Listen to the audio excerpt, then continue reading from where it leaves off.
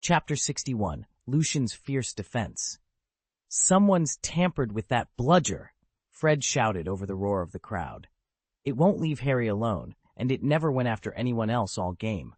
Malfoy must have rigged it to target him." Immediately, the entire Gryffindor team formed a protection ring around Harry. Every few seconds they'd dive, knock the rogue bludger off course, then scramble back up to their brooms. The Slytherin supporters hissed in approval. The Gryffindor terraces trembled with anxious cheers. "Oliver, you can't let Harry face that thing by himself," Alicia Spinnet called to Captain Wood, her voice tense. "We should stop play and demand an inquiry." Wood's grip on his broom tightened. He glanced anxiously at the scoreboard. They were 100 points down. Before he could reply, Harry's voice sliced through the turmoil. "If we stop now, we're disqualified. We'll lose the cup because of a rogue bludger. I'm the only one who can catch the snitch and turn this around. Oliver, keep them off me. I can't win this for us if you ground me." Fred shot Lucian an imploring look. Lucian, formerly known as George, grit his teeth.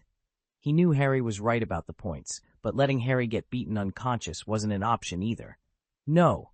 A clear, commanding voice rang out from above. All heads snapped upward as Lucian wheeled his broom down, wind whipping his hair. Landing squarely beside Harry, he extended one arm to fend off the charging bludger. "If both teams agree to an investigation, there's no automatic disqualification," Lucian called. His eyes flashed toward the Slytherin stands. "Ref, we demand an immediate review. Both sides." The referee hesitated, broom in hand, torn between the rulebook and the chaos below. Around them, the Gryffindors cheered Lucian's intervention, rallying their spirits. Even Harry slowed his frantic maneuvers long enough to nod at Lucian's steadiness. In that moment, Lucian's fierce defense, his refusal to let politics blind them to foul play, gave Gryffindor exactly what they needed. Hope. And hope, as they all knew, was the true magic in a Quidditch match. Lucian watched with mild amusement as the Gryffindor team scrambled to cope with Harry's rogue bludger. The Slytherins cheered softly. After all, any advantage was welcome. But Lucian wasn't content to let things ride. He strode over to where Marcus Flint stood near the Slytherin goalposts and lowered his voice. "Listen, Marcus, we're on track to win," he said evenly. "But if this bludger was toyed with and it knocks Harry out, everyone will suspect foul play. A victory under those circumstances would look disgraceful, and rightly so." Flint narrowed his eyes. "You really want to call it off?" "Yes. Let's have an official inspection," Lucian urged. "We'll clear the air." Flint hesitated for only a moment before nodding. At that instant, Wood, the team's keeper, popped up beside them, admiration shining in his eyes. "You're a stand-up bloke, Lucian," he said. "Good call." Before Lucian could reply, Madame Hooch swept across the pitch, whistle at the ready. The match was immediately suspended by joint request of both teams. Within minutes, Professors Snape and McGonagall arrived to examine the rogue bludger. Under close scrutiny, silver etchings of an advanced controlling charm glowed faintly on its surface, far beyond the skill of any Hogwarts student. Snape glanced at McGonagall. "This isn't internal mischief," he pronounced. "Someone external must have enchanted it." A hush fell over the stands. Never before had a Quidditch match at Hogwarts been halted for such a reason, ends. To keep the match going, the two deans announced that one of the bludgers had been defective and immediately brought in a new one. Professor Dumbledore was summoned to supervise the pitch and make sure no more mishaps occurred. Under his watchful eye, Dobby, who had been skulking in the shadows, dared not interfere again, and the game resumed at full tilt. At 4 o'clock, after 3 hours of relentless play, Harry finally edged ahead and got the golden snitch just before Malfoy, earning Gryffindor 150 vital points, and technically ending the match. But when Harry glanced up at the scoreboard, he was speechless. The display read Slytherin 400, Gryffindor 200. In other words, before his catch, Gryffindor had been a staggering 350 points behind. Commentator Lee Jordan's voice trembled with regret. "Congratulations to Harry Potter for seizing the golden snitch and bagging 150 points for Gryffindor. Sadly, it wasn't enough. Today's victory goes to Slytherin, thanks largely to Lucian, who alone scored 30 goals." Lucian strode off the pitch amid thunderous cheers, robes whipped by the wind as his Slytherin teammates hoisted him onto their shoulders. From the start, he'd been determined to secure victory for his house. Every dive, every feint, every staggering dive at a bludger had been calculated to tip the scales. Without Lucian's relentless seeker skills, Slytherin would never have claimed the cup. If Harry Potter had snatched the golden snitch in the usual fashion, the outcome would have been very different. Once the celebrations had died down, Lucian slipped away from the boisterous throng. He crossed the grounds in near silence, retracing the familiar path to the wind-swept shore of the Black Lake. There, beneath the spectral glow of late afternoon, he settled on a smooth boulder, opened his battered spellbook, and lost himself in study. Today's triumph was gratifying, but it was merely the first step on a far grander path. Popularity and a glittering Quidditch reputation could open doors, but true power, the kind wielded by Dumbledore, Voldemort, and Grindelwald, lay beyond applause. Lucian had no intention of ending up like Gilderoy Lockhart, chasing headlines only to crumble when real danger arrived. As he traced elegant rune diagrams by quill light, a shadow fell across the pages. Lucian looked up to see a tall, middle-aged wizard with cropped blonde hair and bright, inquisitive eyes. The man's robes were meticulously pressed, his posture buoyant with enthusiasm. "Good afternoon, Lucian," the wizard called, voice warm and steady. Lucian inclined his head, tucking the spellbook under his arm. "Good afternoon, Mr. Hawthorne." Lucian looked up at the imposing figure before him and asked, "Excuse me, who are you?" The man smiled, evidently amused. "I'm Ludo Bagman, Director of the Department of Magical Sports and Physical Education at the Ministry of Magic." Recognition flared in Lucian's mind. This was the same Ludo Bagman infamous for his high-stakes gambling, spectacular bankruptcy, and massive debts to the goblins. He'd even swindled the Weasley twins out of a small fortune in fireworks bets. Keeping his expression polite, Lucian nodded. "And what can I do for you, Mr. Director?" Bagman's eyes gleamed. "Madam Hooch recommended you, and I just watched your match. You've got real talent. I'd like to invite you to join the England national Quidditch team." He leaned forward, certain Lucian would leap at the chance. Lucian, however, simply shook his head. "Thank you, sir, but I'm afraid I'm not interested." Bagman's smile froze. For almost any young witch or wizard, a place on the national Quidditch squad was the pinnacle of achievement and a ticket to instant fame. To Lucian, though, the offer felt less like an honor than a costly distraction, one he had no intention of pursuing. Lucian listened quietly as the director laid out the proposal. Fly out to the ministry every weekend for training, then jet around the world to compete. The schedule would be brutal, the travel non-stop, and it meant trading precious classroom hours for Quidditch glory. Lucian loved the sport, but magic and his studies came first. "I'm grateful for the offer, Mr. Bagman, but I can't accept," he said firmly. "My magical education has to take precedence over any professional Quidditch career." Ludo Bagman leaned forward, eyes bright with excitement. "You were exceptional on the pitch today. I saw you hold back, just to keep Gryffindor's reputation intact. Had you gone all out, you'd have doubled your score. Why refuse now? Worried Headmaster Dumbledore won't let you go? Leave that to me. I'll speak with him personally. He owes me a favor or two. I'm certain he'll free you up for training and tournaments." Bagman's eagerness was plain. Lucian's raw talent marked him as one of the finest young chasers in the wizarding world. He had to recruit him, and fast. Lucian met the director's gaze calmly. "I appreciate the confidence you've shown in me, truly, but Quidditch, for me, has always been a hobby, a way to unwind. My real passion is magic. If I start missing lessons, I'll fall behind where it matters most." He offered a polite but resolute smile. "Thank you, but my path lies in the classroom, not on the professional pitch. Since I'm only a first year, this is the most critical time for laying the foundations of my magic," Lucian said, noting the tension growing on Ludo's face. He paused, then continued, "That said, I'm happy to do for England's Quidditch team what I did for Slytherin. I'll sign on now, but I won't be able to train or play in any matches until my 4th year." Chapter 62. A New Magical World. Lucian's plan was surprisingly straightforward. He knew that joining England's national Quidditch team would enhance his reputation, but he also had no desire to squander valuable time on endless training and matches, so he decided to delay any serious Quidditch commitments until 4th year. By then, Voldemort would surely have revealed himself, and the wizarding world would be plunged into chaos. An ideal moment to put his talents to more serious use. After all, why choose between fame and duty when you can prepare for both? If you don't like it, forget I mentioned it, Lucian added casually, his attention already drifting back to the ancient runes in his spellbook. Ludo hesitated beneath the flicker of torchlight. He was used to confident students, but never one who planned so dispassionately. At last, he swallowed and met Lucian's steady gaze. "All right," he said, forcing a smile. "I'll speak with Headmistress Thornton this afternoon, and we'll draw up the contract today." Fourth year wasn't ideal, but it was better than nothing. With a formal agreement in place, Lucian could announce the news as soon as term resumed, quelling any doubts among ministry officials and fellow students alike.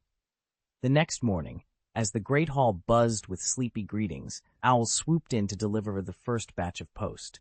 Lucian barely noticed his own parchment flutter to the table until a ripple of exclamations rose from surrounding tables. Heads turned, wands hovered in midair, and the hall fell into a sudden, charged silence. Lucian tapped the seal on his letter, curiosity sparking in his eyes. Whatever stood on the other side of that parchment, he had a feeling his world was about to get a lot bigger. "Lucian, you've been selected for the England national Quidditch team." Head snapped up as someone in the dorm called out, waving the morning's Daily Prophet. "Listen to this.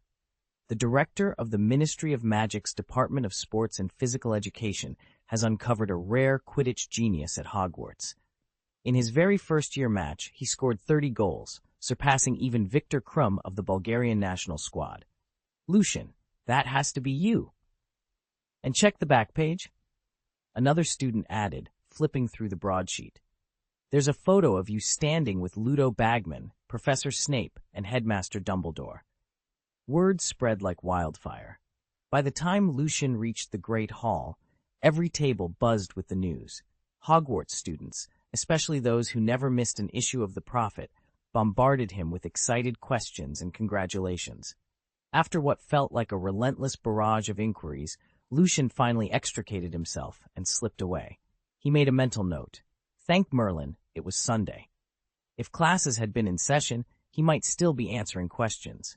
Yet even as he congratulated himself on his lucky timing, the castle was already bracing for a second shock, an unexpected twist that would soon sweep through Hogwarts with even greater force. Colin Creevey, the enthusiastic Muggle-born first year, had been found petrified in the corridor, just like Mrs. Norris, and was now lying unconscious in the infirmary. Word spread through every stairwell and common room that something deadly was stalking the castle. Students clustered in tight little packs of 3 or 5, convinced they'd be the next victims. Lucian ignored the panic. He didn't chase after whispers or speculate about secret serpents. He simply went to visit Colin in the hospital wing. After all, Professor Dumbledore was at Hogwarts. Surely, the headmaster wouldn't allow a real basilisk to roam the halls unchallenged, nor stand by just to test Harry, the fabled chosen one. Lucian refused to believe that Dumbledore could overlook something so monstrous. Meanwhile, Harry and his friends sifted through the evidence. Colin's camera, the eerie voice echoing in the walls, the pattern of attacks, they all pointed to one unsettling possibility. Draco Malfoy might be the heir of Slytherin.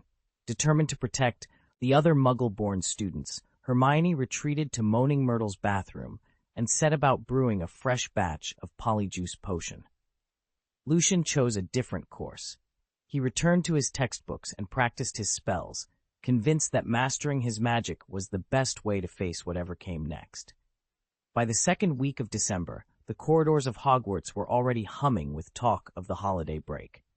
One chilly afternoon, Professor Snape swept into the Gryffindor common room, parchment and quill in hand. "Those of you wishing to remain at school over the holidays," he announced in his customary drawl, "should add your names here." Lucian met the list with a steady gaze, and then turned away. He would not be staying.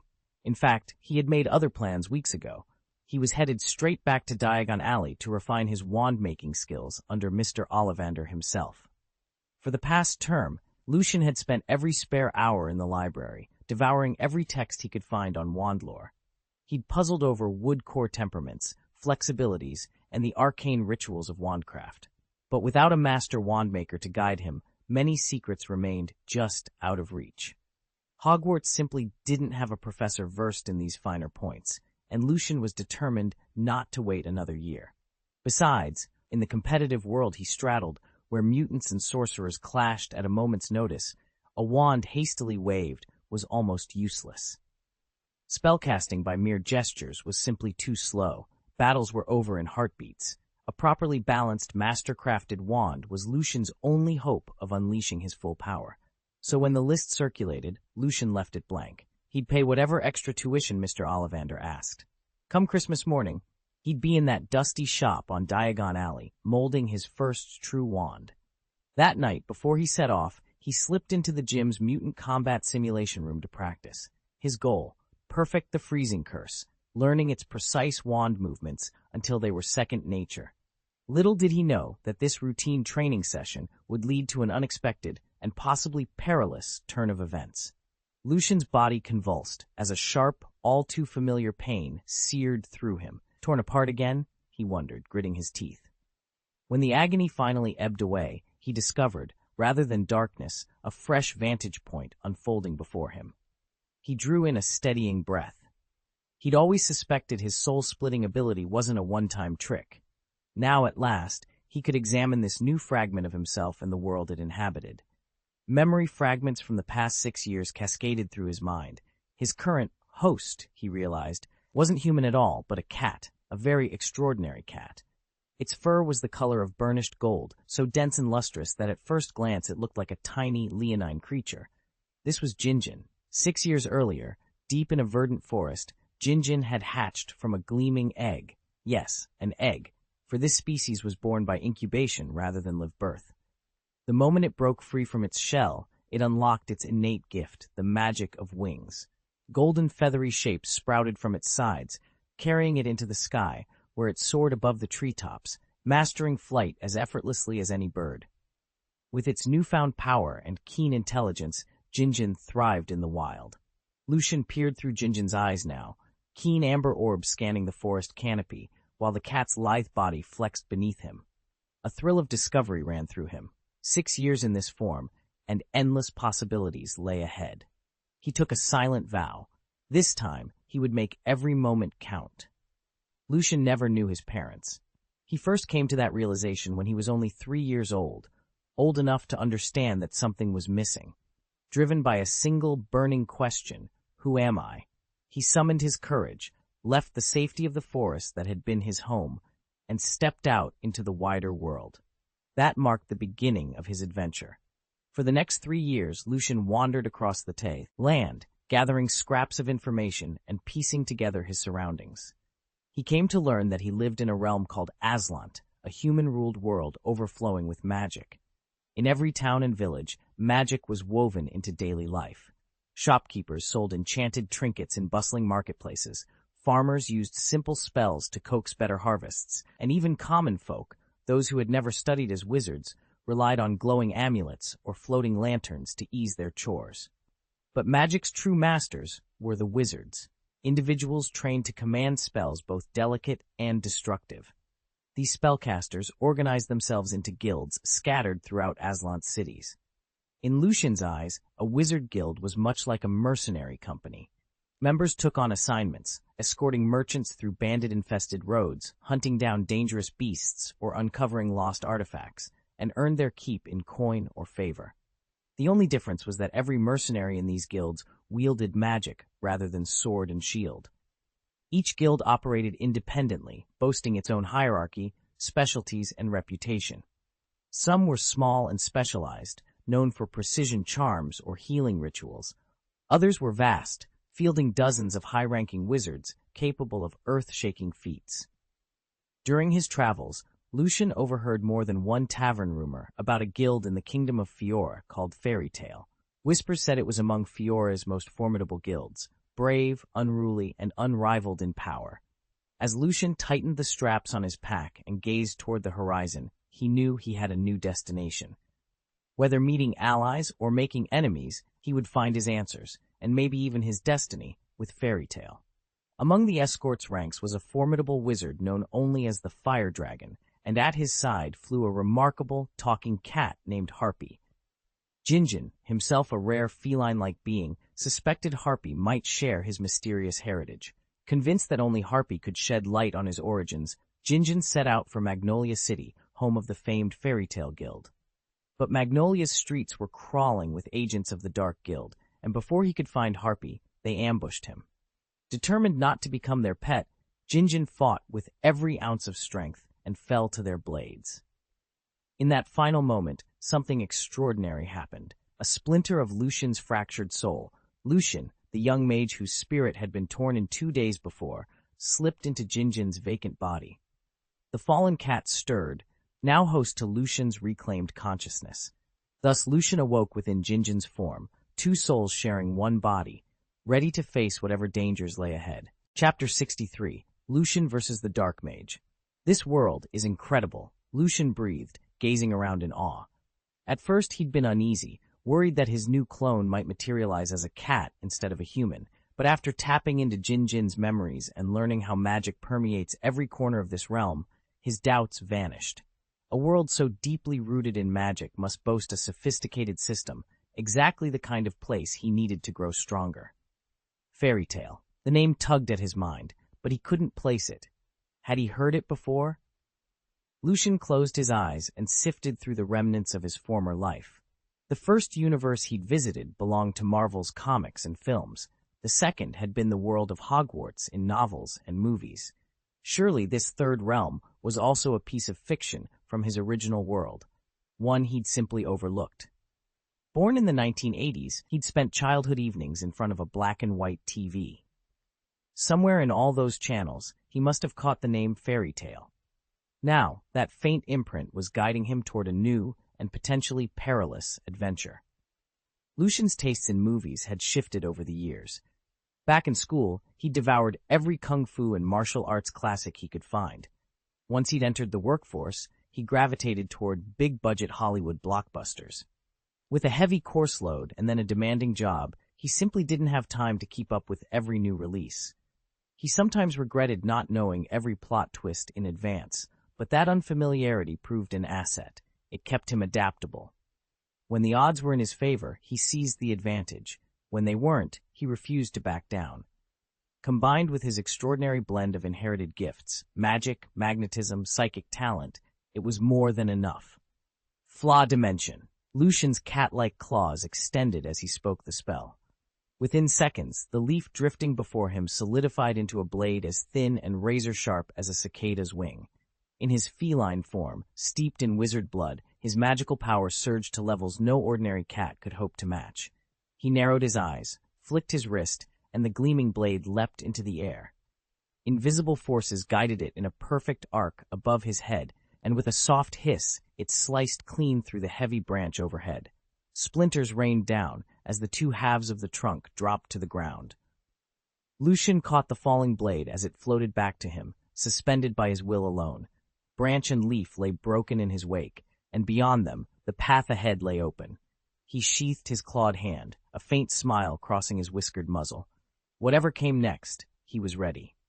Lucian, inhabiting his original Marvel Universe body, and his Harry Potter world clone both felt a surge of magical energy flood their veins. The cat they'd bonded with didn't boast vast reserves of power, but it carried an exceptional innate enchantment: wings. Seizing that gift, Lucian and his clone closed their eyes and called upon the feline magic.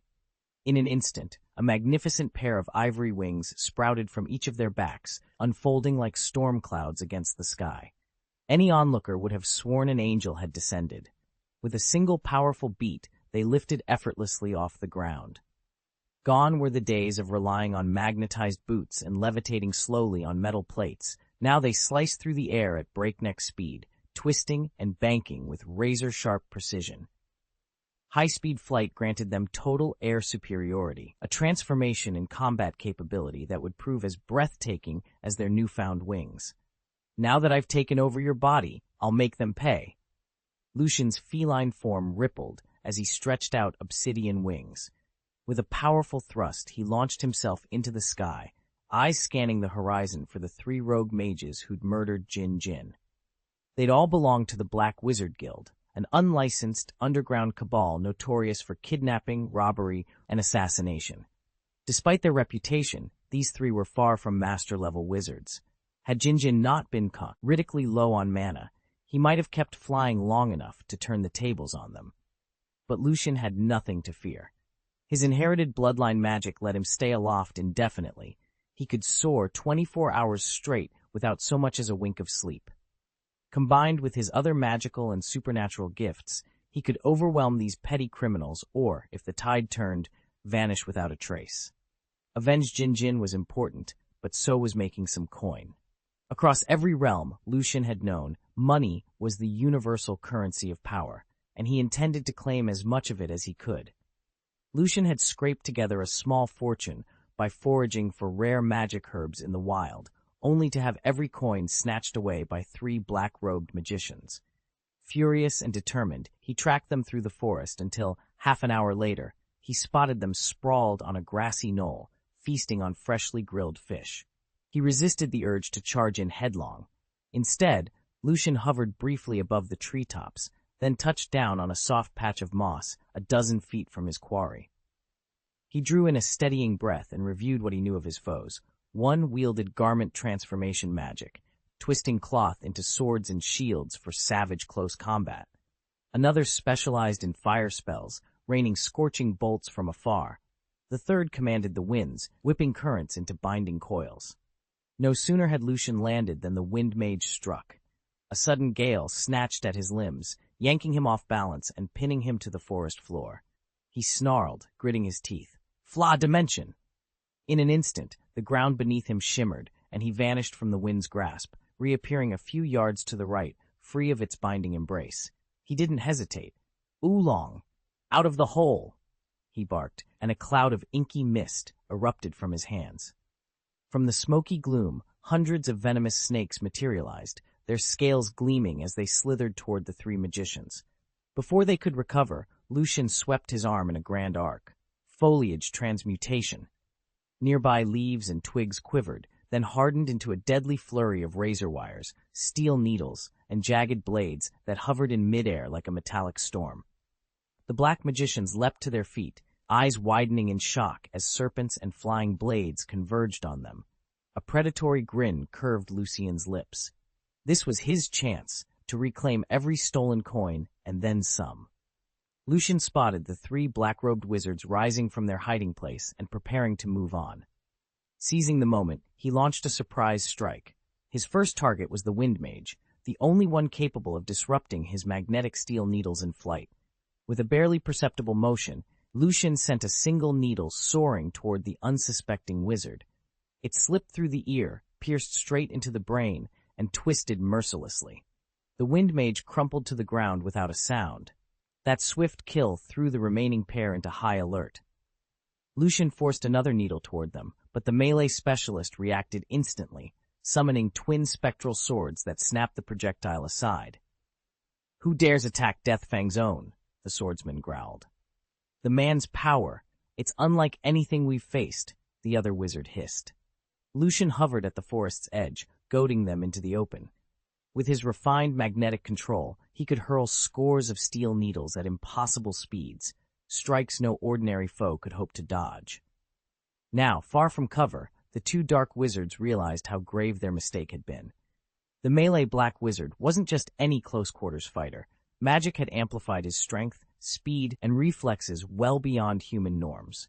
That surge of power was why he'd so effortlessly knocked Lucian's steel needle aside the first time. Had the Wind Wizard not been caught completely off guard, he wouldn't have fallen so quickly to that same blade.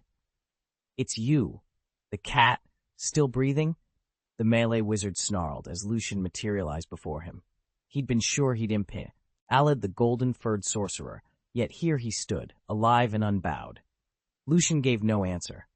Seizing the moment, he summoned half a dozen razor-edged blades into a whirling vortex, aimed straight at his adversaries. "You really think flimsy tricks like those can hurt me?" the black wizard taunted. In a flash, his twin swords became streaks of light as he met each spinning blade head-on, knocking them aside with inhuman precision. The thrown daggers lacked the speed and power of Lucian's steel needle, and it showed. None of them found their mark. "So you're still alive? Let me finish the job." The fire mage, guarded closely by a melee black magician, threw his arms wide. A crimson magic circle pulsed into existence at his feet. Flame whirlwind. A pillar of roaring fire erupted from the glyph, twisting into a blazing tornado that hurtled straight toward Lucian. Chapter 64. The Value of the Traceless Stretching Spell. Lucian had anticipated the sweeping torrent of fire. With a powerful beat of his wings, he launched himself upward, spiraling out of the fiery whirlwind's reach. The maneuver cost him the finesse he needed to strike with his blade, but he was ready. "Now," he called out. In an instant, hundreds of venomous snakes burst from the undergrowth at his command, slithering and coiling as they shot toward the two black magicians. The melee specialist, blades whirling, reacted with blistering speed. His twin swords cleaved each serpent in midair, fangs and scales raining harmlessly to the ground.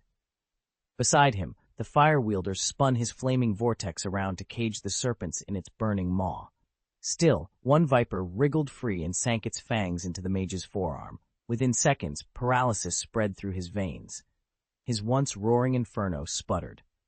Seizing the opening, Lucian dove back into the fray. He wove his ethereal blade around the melee mage's wrists, binding his swords immovably at his sides. Then, at the exact moment the paralyzed fire mage dropped his guard, Lucian's retractable, razor-sharp cat claws sprang forth. With one swift slash across the throat, the fire magician's life bled out. In the space of a heartbeat, Lucian had turned their own spells against them, his traceless stretching spell and serpentine ambush proving every bit as deadly as the black magician's darkest arts. Lucian's cat form was more than just a feline disguise. He still possessed the natural speed and reflexes of a cat, but now, thanks to the powers he'd absorbed from two other worlds, those claws were sharper and stronger than anything an ordinary human could muster. He might not yet match the sheer brute force of a melee black magician, but concentrated at full strength in those deadly talons, he could slice through a fragile neck with terrifying ease. "You insolent whelp! Are you begging for death?" The black magician bristled with rage. His twin swords spun in a deadly ballet, their edges humming. With a vicious flick of his wrists, he shattered Lucian's conjured blades into motes of glittering dust that drifted away like autumn leaves. Then, seizing the opening, he hurled himself forward in a frenzied charge. But Lucian didn't back down. He surged ahead at full tilt, diving silently through the air. The black magician's eyes widened. Here was his chance to strike, he convinced himself, to finish this intruder once and for all. High above, Lucian flexed his enhanced claws and whispered a low incantation, every syllable laced with arcane intent. "There's a trap," he murmured under his breath. Suddenly, the air around the black magician's calves seized him, and a burning numbness shot up his leg as if he'd slammed into an invisible barrier. Instinctively, he tucked his arms and rolled forward, veering wildly to one side and narrowly avoiding whatever snare Lucian had just sprung. Lucian streaked overhead, his eyes glinting with fierce determination. The real battle was only just beginning. Lucian felt a sharp sting in his calf. He'd anticipated this, having strung a thin steel cable there in advance. As the melee black mage stumbled past, Lucian shouted, "Fall!" and dove toward his trap. Before the black mage could regain his footing, Lucian was upon him, claws extended. A bolt of sapphire magic struck the mage squarely between the eyes, and he collapsed, white of eye showing. Lucian grimaced. He hadn't expected these low-rank rogues from some obscure black mage guild to be so tenacious. "Magicians in this world aren't as weak as rumors claim," he muttered. With a flick of his wrist, Lucian summoned the mage's own ethereal longsword, and in one clean stroke, severed the head at the neck. He then looted every valuable item from the fallen trio before slinging his pack back on his shoulder. Now, his path lay straight to the fairy tale guild.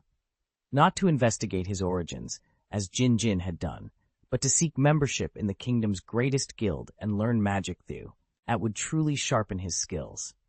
In today's fight, he'd noticed a crucial detail he'd overlooked before, and he intended to uncover its secret. Magic users in this world could unleash spells almost instantly, no wands or props required, making them far deadlier in combat. If Lucian mastered their techniques, he wouldn't have to scavenge the Marvel Universe for rare wand materials.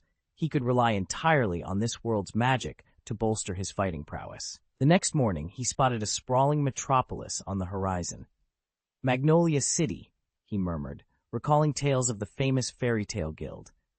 In the realm of Jinjin, Magnolia lay less than a day's flight away if one could fly. Lucian tapped into his flight magic, summoning translucent wings that propelled him skyward. By late afternoon, he drifted down onto a busy boulevard, drawing curious glances from merchants and townsfolk alike. His priorities were simple: food and funds. Slung over his shoulder was a modest-looking satchel, but inside lay every trinket, scroll, and rare ingredient he'd taken from the 3 black magicians. It all fit thanks to the Traceless extension spell, an advanced enchantment that vastly enlarged the bag's interior without altering its outward appearance. Few enchanters ever mastered it. With his inventory secured, Lucian scanned the street for a reputable magic shop. He intended to sell off what he didn't need, turning arcane loot into gold coins, and then sample the local cuisine before mapping out his next move. After all, in a city as lively as Magnolia, opportunity rarely stayed hidden for long. Lucian had only just begun his research after the school term started, and even with the help of several professors, he'd managed to expand his personal pocket dimension to scarcely 2 cubic meters. It was a far cry from Newt's Traceless extension spell, capable of storing an entire miniature world, but it was more than enough room for the possessions of 3 dark wizards. After looping above the city a few times, Lucian spotted a shopfront adorned with a glowing magic shop sign. "Welcome," called a warm voice from inside. He tapped the doorbell with his paw, and the bell chimed. Wearing a small satchel slung over his back, Lucian, now in his familiar magic cat form, barely larger than a human palm but habitually standing upright, stepped through the threshold. "Good afternoon," the elderly shopkeeper greeted. Then he paused, brow furrowing in confusion. Though he'd heard the door open and the bell jingle, no customer met his eyes. Lucian rolled his eyes good-naturedly. "Right here." He unfurled his tiny wings and fluttered up to the counter, tail swishing. The old man's stunned expression melted into a delighted smile as he finally spotted his unusual customer. Lucian, riding on the back of a small, sapphire-eyed cat, stepped up to the counter of the old magician's shop. The proprietor blinked at the talking feline for the briefest moment, then recovered his composure. He'd seen that very same cat before, advertising for the Fairy Tale Guild, so he knew better than to be startled for long. "A talking cat?" the old man said with a wry smile. "What can I do for you today?" Lucian tipped a knotted satchel upside down. Out spilled the plunder from his last mission: 2 rune-etched swords, a gleaming ring, and a wind-woven headband, trophies lifted from 3 defeated dark wizards.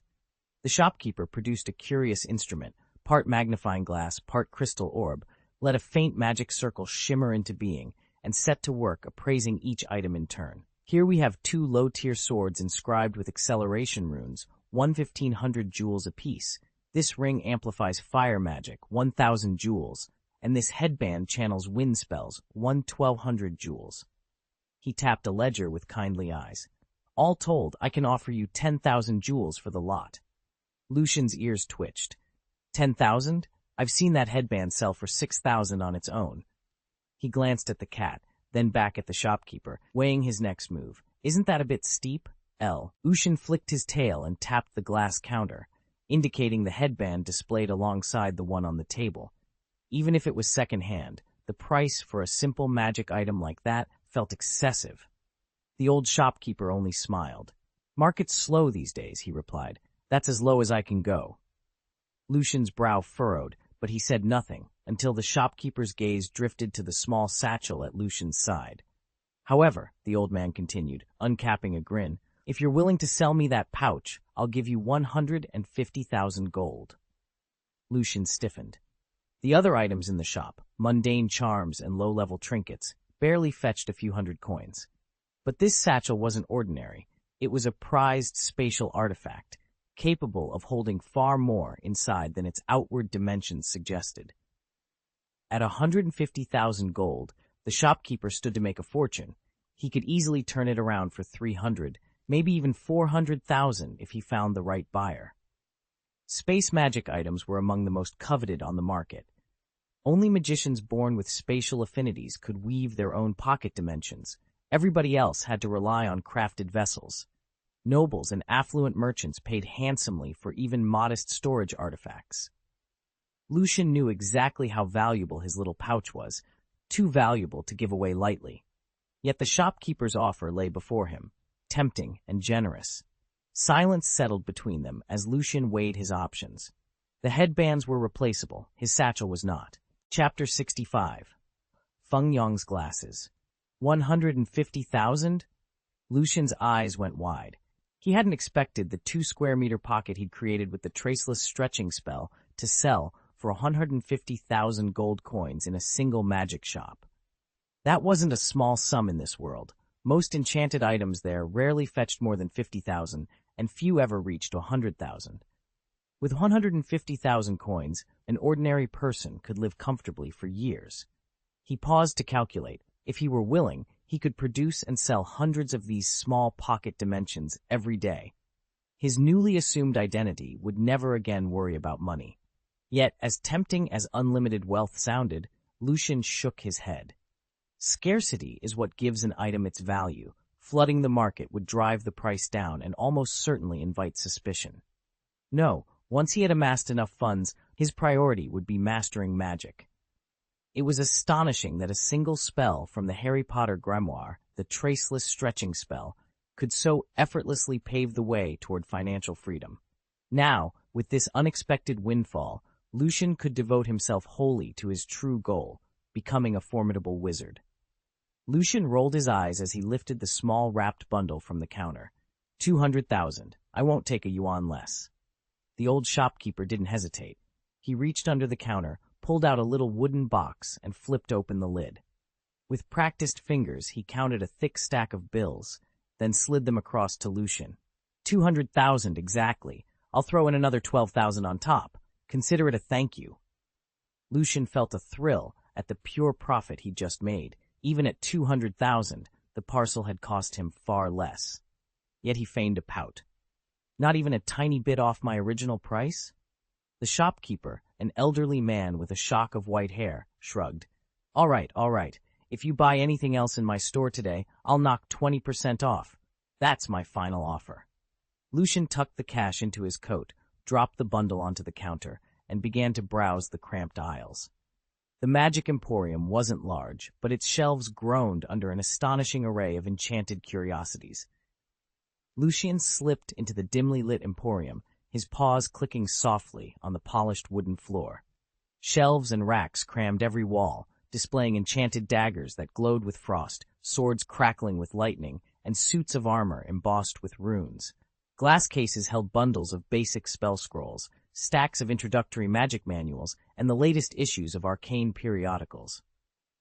He paused, however, only long enough to acknowledge the gleaming weapons. In his current form, a sleek black cat, they were useless, and even when he shifted into a human shape, he had no taste for close-quarters swordplay. Too risky. Lucian was a magician, not a duelist. Making his way to a quieter corner of the shop, he studied tables covered in spellbooks, reference guides, and curious magical trinkets. He leafed through hefty volumes on elemental theory, bestiaries of summoned creatures, and historical treatises on the founding of the kingdom's great guilds. Nearby, glossy magazines detailed the shifting alliances and internal politics of those very guilds, especially Fairy Tale, whose exploits had long intrigued him. But it was a single display case behind the counter that truly captured his attention. Inside lay a delicate pair of spectacles with slender gold rims and lenses that shimmered faintly in the lantern light. A small placard read, Feng Yong's speed-reading glasses. Lucian hopped onto a stool and reached for them. According to the inscription, the glasses allowed anyone who wore them to skim through a text at 5 pages per second, imprinting the material directly into the wearer's mind. Exactly the sort of tool a busy mage could use to absorb knowledge in record time. He placed the glasses on the counter and met the shopkeeper's gaze. How much for Feng Yong's speed-reading glasses? Lucian had to master this world's magic system from the ground up, which meant poring over hundreds of spellbooks. If Feng Yong's enchanted spectacles were genuine, they could dramatically accelerate his studies. As he examined the display, the elderly shopkeeper behind the counter hurried over with an eager smile. "Excellent choice, sir," the man said, nodding at the glass-framed lenses Lucian held. "These are among the finest magical aids we carry. Their regular price is 50,000 J, but I can offer you a 20% discount, so you'd pay just 40,000 J. The shopkeeper's grin widened when he noticed Lucian wasn't deterred by the cost. All day, only the Goblin Queen had made a purchase this significant. "I'll pack the glasses along with the books and scrolls you picked out." Lucian waved his feline paw in acknowledgement, but offered no further bargaining. 10 minutes later, the shopkeeper returned with a carefully wrapped package nearly half a man's height. "That brings your total to 80,000 J. After the discount, it's 64,000 J, he announced. "If you need it, I have a magic trolley you can borrow."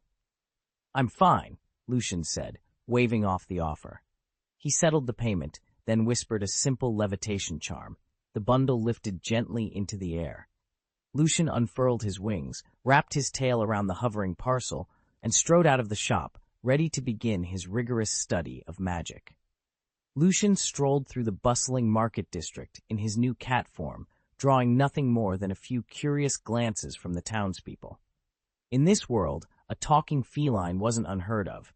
After a quick once-over, they simply went about their business. He'd checked into a modest inn, ponying up a 3-day deposit to secure a comfortable room. True, he could have slipped out to the nearby woods and lived rough. His cat body would have thrived there. But Lucian saw no reason to deny himself creature comforts. With coin in hand and good food on offer, why emulate someone like Jin Jin, who preferred sleeping under the stars? Beneath the fur and whiskers, his mind was still very human. Over the past few days, Lucian had kept himself busy learning the basics of the local magic. He watched street mages display their talents, quietly practiced small spells in the privacy of his room, and devoured every pamphlet and newspaper article he could lay paws on, especially anything about fairy tale. Gossip in taverns was rich with tales of the guild's daring missions and eccentric members, while travel brochures praised its camaraderie. His goal was clear: join fairy tale, master its powerful magic, and carve out his place among its ranks. But he wasn't foolish enough to march in unannounced. First, he needed a firm grasp of how the guild operated, what it expected of its apprentices, and whether its values aligned with his own. If he found fairy tale too chaotic or too restrictive, he had every intention of seeking out another mage guild. For now, Lucian would bide his time. He'd polish his skills, gather more information, and prepare a proper introduction. When the moment was right, he'd present himself not as a stray cat begging for scraps, but as a capable mage eager to prove his worth. In this world, countless mage guilds thrived, some as renowned as fairy tale. No need to overthink it. Let's see if this thing actually works. Lucian sat on the edge of his hotel bed, picked up Feng Yong's glasses, and carefully squeezed them onto his face. They were a bit too small, but they fit well enough. He then fetched a hefty tome that catalogued every school of magic known to exist. Never channeling a wisp of mana into the frames, he watched as several miniature magic circles sprang to life across the lenses. As soon as he looked at the open pages, the words seemed to imprint themselves directly into his mind, bypassing the need for laborious reading. He flipped to the next chapter just as swiftly, and again, the information flowed in effortlessly. What would normally have taken days to study, Lucian absorbed in under an hour. When he finally closed the book, his head felt pleasantly almost dizzy, from the rush of new knowledge. According to the old man's warning, Lucian shouldn't wear the instant joy spectacles for more than 2 hours a day, any longer, and his mind would grow unbearably fatigued. But thanks to his latent psychic resilience, he reckoned he could safely push them to 3 or even 4 hours. Even if there was a drawback, the payoff was far greater. A volume that normally takes days to pore over could be consumed in a single hour. And even if he only donned the spectacles once each day, his study efficiency would still skyrocket. During the glasses' mandatory cooldown period, he could practice spells, review the fresh magical insights he'd just absorbed, or experiment with new incantations. The possibilities thrilled him. When I reach a high enough level of magic, he vowed inwardly, I'll be the first to reverse engineer these spectacles myself. With that determination steeling his resolve, Lucian removed the instant joy spectacles and tucked them away. If an artifact like this existed at Hogwarts, he thought, he could devour every single text in its vast library before graduation and emerge as the most erudite wizard of his generation. Lucian closed the heavy tome with a soft thud and leaned back, rubbing his temples. He'd just finished devouring every page on the world's magic systems, and one thing was clear. Compared to the magical curriculum at Hogwarts, this world's sorcery was built almost entirely for combat. In the Potterverse, magic revolves around everyday life, tidying common rooms, brewing potions for hair growth, or conjuring feather dusters to keep corridors immaculate. Here, however, spells are weapons first and conveniences second. Lucian flipped through his mental inventory of what he'd learned. Elemental magics, fire, water, earth, wind, each with dozens of advanced forms and subcategories. Equipment summoning. Once mastered by a black magician he'd bested in close quarters, this armory magic lets the caster store any weapon in a personal pocket dimension and draw it instantly in battle. The dimension's capacity grows with the user's skill. Shapecrafting. By manipulating raw elemental forces into complex constructs, spikes, chains, animated shields, modeling magic amplifies both offense and defense. Soul binding. Attachment magic can embed a fragment of a soul into an object, animating golems, empowering talismans, or even granting sentience to a sword. Star channeling. With a rare artifact known as the Star Key, a mage opens a gateway to the astral realm, summoning celestial beings, shooting stars, minor deities, or blazing meteors, to fight at their side. He paused, picturing each style in turn. The complexity and sheer variety was staggering. In Hogwarts, magic was largely uniform. Every witch and wizard tapped from the same basic well, refining their skill through clever wandwork and incantations. Here, a practitioner chose, or discovered, an entirely different wellspring of power. Lucian stood and stretched. Tomorrow he would present his findings at the Fairy Tale Guild meeting. If he could secure even the faintest edge from these exotic arts, his friends and the guild would owe him a great debt. He tucked the book beneath his arm and headed out into Magnolia's crisp evening air, determined to learn every one of these magics by heart. Lucian closed the tattered grimoire and stretched, giving his aching shoulders a moment's relief. In this world, magic splintered into hundreds of specialized schools. Smoke magic, warrior magic, painting magic, text magic, speed magic, summoning spells, reception magic, and dozens more. Beyond those lay the truly perilous arts, the forbidden magics, the lost arcana, and the legendary super magics, each with power enough to shatter towns or even entire continents.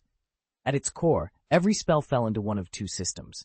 The artifact system relied on enchanted tools, crystal orbs, star charms, arcane cards, to focus a mage's own mana into precise effects like star magic or card magic. The innate system drew directly on a caster's cultivated life energy, bending it into forms such as molding magic or reception magic. After a brief rest, Lucian dove into back issues of the Guild Almanac, devouring profiles of every major wizard's guild in the kingdom. 2 days later, Lucian spread his shimmering wings and lifted off through his chamber window. He soared above the spired rooftops of Carthia Cathedral, traced the glassy ribbon of the city's stream, and finally climbed onto the high plateau at the forest's edge in the northwest. There, framed by ancient pines, gleamed the renowned Fairy Tale Wizard Guild. Its 3 stories of whitewashed stone were crowned by the guild's signature fairy emblem etched across the sloping roof, while twin-winged figures stood watch over the ornate entrance. Lucian hovered for a moment, anticipation fluttering in his chest, before gliding down to introduce himself to his new comrades. Lucian spent the next 2 days poring over old magazines and talking to the townspeople, piecing together what he could about the Fairy Tale Guild. Founded 100 years ago, it enjoyed an excellent local reputation. No member had ever been accused of mistreating civilians. That alone told him their character was sound. Their only flaw, it seemed, was a flair for the dramatic. No matter how tough a job, fairy tale wizards always saw it through. Yet their uncontrolled magic frequently wrecked public property, earning them public rebukes from the Magic Council. At his current strength, Lucian knew he was nowhere near master level in this world. He needed a guild with a solid reputation and responsible leadership if he was to study and develop his magic without constant fear of scandal. Another point in Fairy Tail's favor was that they'd already accepted a magical cat into their ranks. His odds of getting in, therefore, were much higher. Standing before the guild's grand gates, Lucian extended his feline claws and pushed open the intricately carved doors. A vast, vaulted hall greeted him, its pillars and arches promising both history and adventure. The great hall was lined with row after row of chairs, each cluster of tables occupied by 2 or 3 wizards deep in conversation. Glasses of wine clinked as they exchanged stories of their latest missions, laughter and spirited debate filling the air. It was a scene of boisterous camaraderie until the doors burst open. Every head turned as a young cat-eared wizard stood in the doorway, his golden hair catching the torchlight. For a moment, no one spoke. Then a ripple of surprised murmurs spread through the crowd. "Hey, Harpy, why'd you dye your hair gold?" called one voice. "Where's Natsu? Weren't you off in Harjan hunting a dragon?" A thick-set wizard with prominent rabbit-like front teeth rose from his seat and waved a hand. But the kitten-faced newcomer didn't hesitate. With a flick of his wrist, a swirl of wind magic lifted him over the tables, and he glided straight to the front desk of the guild hall. He landed lightly, whiskers trembling with anticipation.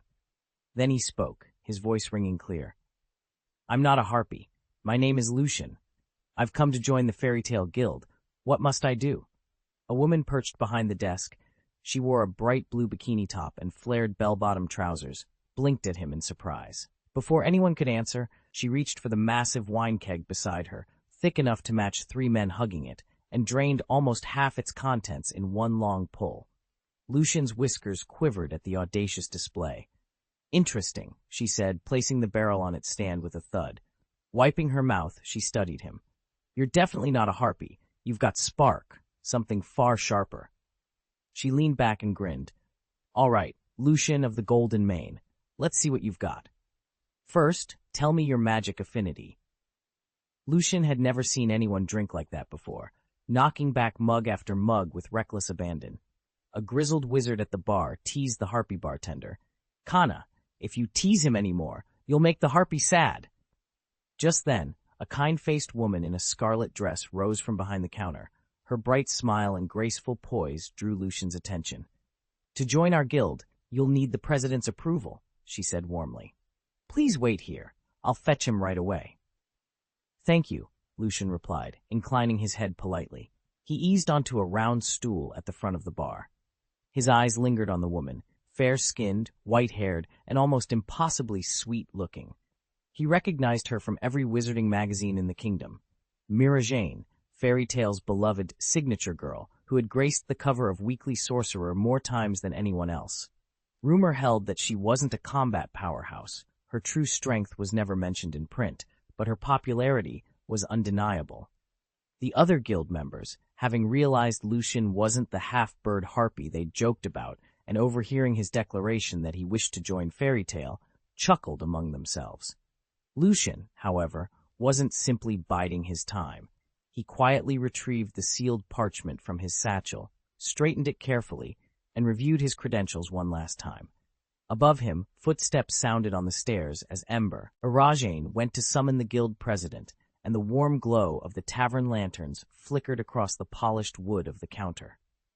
Soon, Lucian would learn whether he had what it took to become a true member of Fairy Tale.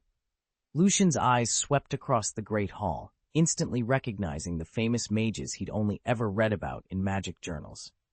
A shirtless young man in shorts, Gray, the renowned ice-shaping wizard, paced back and forth, frost forming at his fingertips.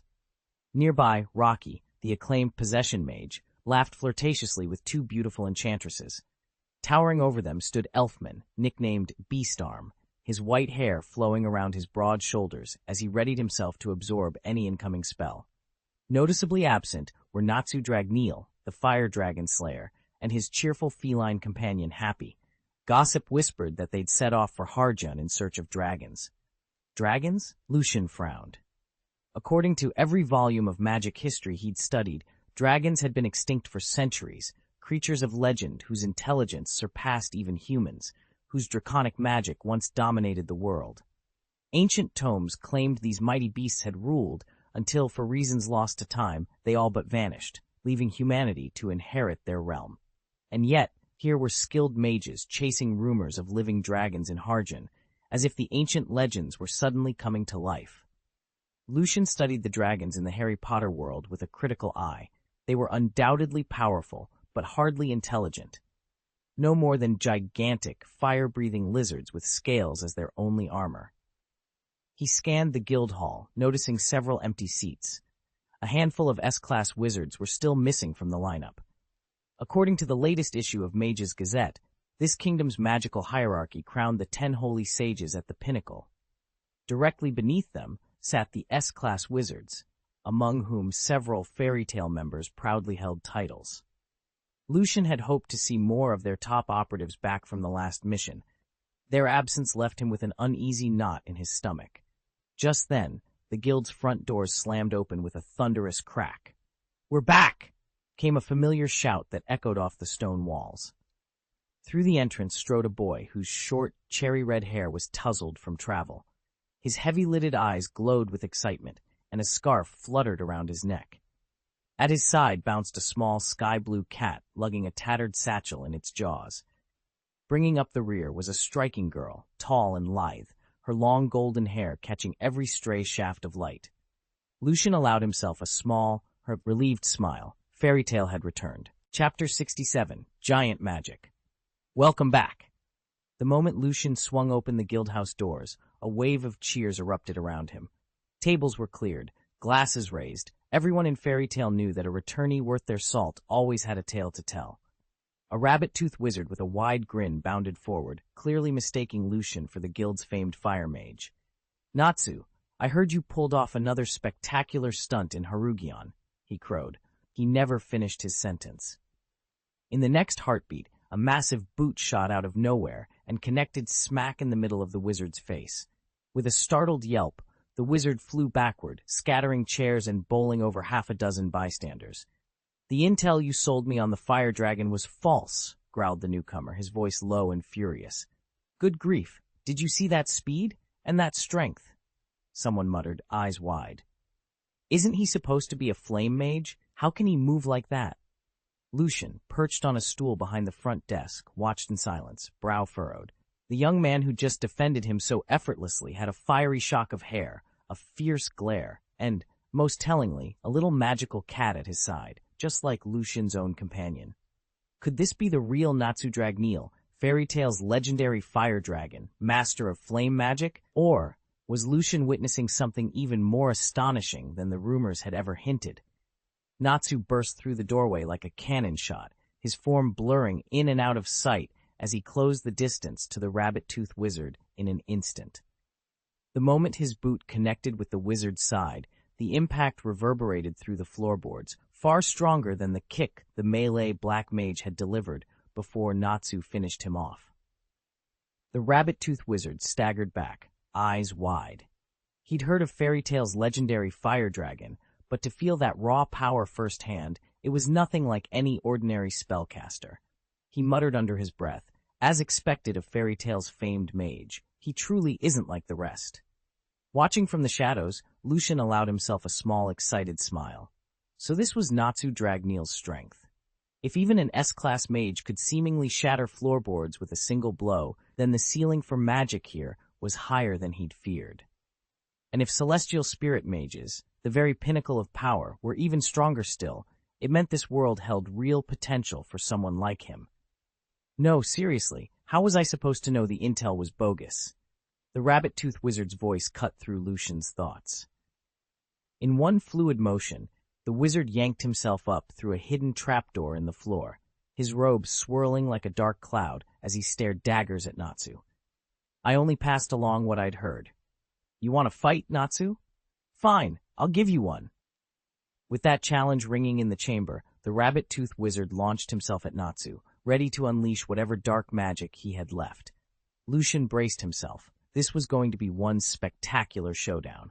Lucian watched in astonishment as the clash between Natsu and Gray drew every mage in the guild into the fray. Soon a great roar rose up, and dozens of wizards surged forward, turning what had been a one-on-one duel into a full-blown brawl.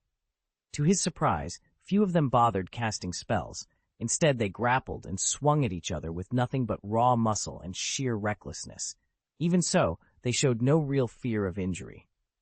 Lucian winced as one burly mage flew headlong into the stone wall, and another went tumbling face first into the floor. Yet both sprang up moments later, cursing and wiping the dust from their coats, as if nothing had happened. He knew the named magicians, Natsu, Gray, Rocky, were exceptional, but it seemed the rank-and-file guild members were just as hardened, even without magical firepower to back them up. Amid the chaos, a blonde young woman hurried between combatants, desperately trying to restore order. She darted forward to pull someone out of a clinch here, shouted over, there to break up a scuffle, until a mischievous surprise tipped her over the edge. Natsu had snuck up behind Gray, yanked down his trousers in front of everyone, and then sprinted straight to the girl, theatrically demanding she lend him her undergarments. That last stunt was more than she could bear. With a shriek of outrage, she dropped her peacemaker's demeanor and leapt into the melee herself. The battle lines shifted once again, and Lucian realized there was no stopping this wild, magic-fueled melee. Lucian stood before the shattered remains of the guild hall, dust and debris swirling around his boots as faint magic circles flickered to life on the cracked stone floor. He shook his head, recalling the same line he'd seen in every magazine. No wonder they call this the most troublesome guild of mages. Everywhere he looked, members were itching to test their powers. Lucian raised his voice. "Come on, stop this at once. You're going to tear the place down." A thunderous roar cut through the clamor. From the second-floor corridor, a tiny old man, no more than a meter tall, hurled himself into the hall. Midair, his frame stretched and swelled, muscles rippling until he towered over everyone at nearly 8 meters. At once, the other mages froze, then stumbled backward, pressing themselves into the corners in sheer terror. Only one stood his ground, the spiky-haired youth Natsu, who grabbed his sides and guffawed. "Ha! Too late to back out now. Looks like I win this round." His laughter was abruptly cut short. With a ground-shaking thud, the giant's massive foot came down squarely on Natsu's chest. The hall trembled as greenish light danced behind the young mage's eyelids, and his triumphant grin dissolved into a strangled gasp. Silence fell, broken only by Natsu's labored breaths and the echo of the giant's rumbling growl. Lucian's eyes widened as he took in the sight before him, an old man with a snow-white beard brushing the rafters, his muscles swelling like living steel beneath his robes. Shock froze Lucian in place. Could this colossal figure really be Makarov, guild master of fairy tale and one of the legendary 10 holy wizards, unleashing his famous giant magic? In the 2 days he'd spent gathering intelligence, Lucian had learned plenty about Makarov's fearsome reputation. As the undisputed strongest mage in fairy tale and one of the kingdom's mightiest wizards, Makarov was said to command dozens of spells. Yet 2 stood head and shoulders above the rest: giant magic and light magic.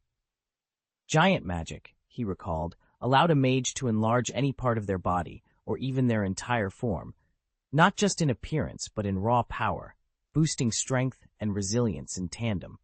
Ancient texts likened it to a supernatural version of sky, elephant, and earth magic, with no true upper limit. The deeper a sorcerer's understanding, the more enormous they could grow. Some legends even told of magicians who had hoisted 1,000-meter-high mountains as if they were pebbles. Now, witnessing the very phenomenon he'd only ever read about, Lucian felt his heart hammer in awe. Makarov's giant magic wasn't just a tale in a dusty tome, it was terrifyingly, incomparably real. Lucian closed the musty tome and leaned back in his chair. Of course, it might all be nothing more than legend, hard to say what's true and what's not, but one fact was indisputable.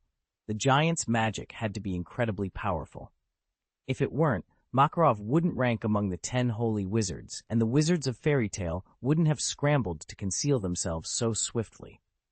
Over the last 2 days, Lucian had agonized over which magic he should learn. With countless magical disciplines in the world, each demanding years of dedication, he knew that in the beginning he could only hope to master 1, or at most 2, forms. Which would give him the quickest path to strength? His knowledge so far came only from dusty grimoire entries. He couldn't gauge which magic was truly superior or held the greatest promise. Then he hit upon a simple strategy. Learn the very magic used by the most powerful wizards. It might not be the optimal choice in every respect, but it was the safest bet, unlikely to lead him astray. After all, one of the 10 holy wizards was the Grand Master of Fairy Tale, the very guild he was about to join. If their leader had relied on a magic so formidable that even Makarov respected it, then that was exactly where Lucian would begin.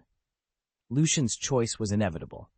He'd mastered the same giant magic once wielded by the president of Fairy Tale, ensuring he could someday ask him questions in person. Truth be told, Lucian was drawn to giant magic not because he relished close-quarters combat, quite the opposite. As an elegant wizard, he preferred to keep his distance. After all, spellcasting from afar was far safer than trading mortal blows. Yet he understood better than most that a mage's greatest weakness lay in his body.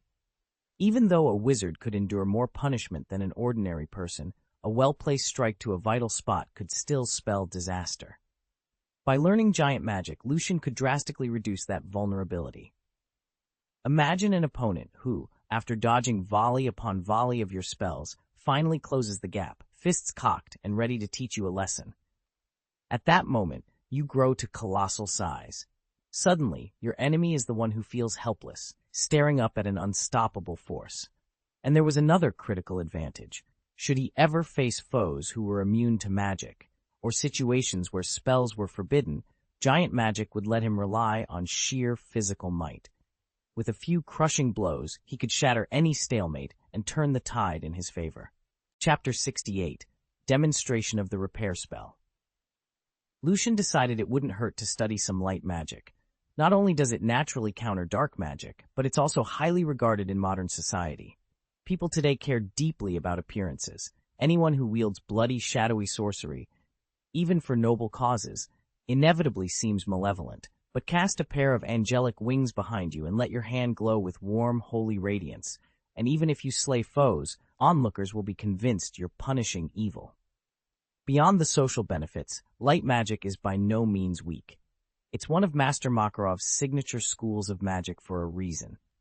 Though it lacks the immediate spectacle of colossal spells, its true power reveals itself over time. It's notoriously difficult to master, and offers little damage unless the caster's skill is well honed, but once you reach that higher tier, its potency becomes undeniable. Lucian decided that the effort would be worth it. After all, a dazzling display of celestial power was exactly the kind of impression he wanted to make. Lucian leaned against the guild hall's hearth and watched as President Makarov scrolled through the morning's dispatches with a scowl. Ever since the council had learned of Fairy Tale's latest escapades, the letters and complaints had been pouring in. Makarov's face, already a map of wrinkles, stiffened even further. "You lot have really outdone yourselves this time," he growled. With a sudden flash, he shrank to a few inches tall, hopped onto his desk, and snatched up the thick bundle of parchment before him. "You see these?" he thundered, waving the stack in the air. "All from the Magic Council.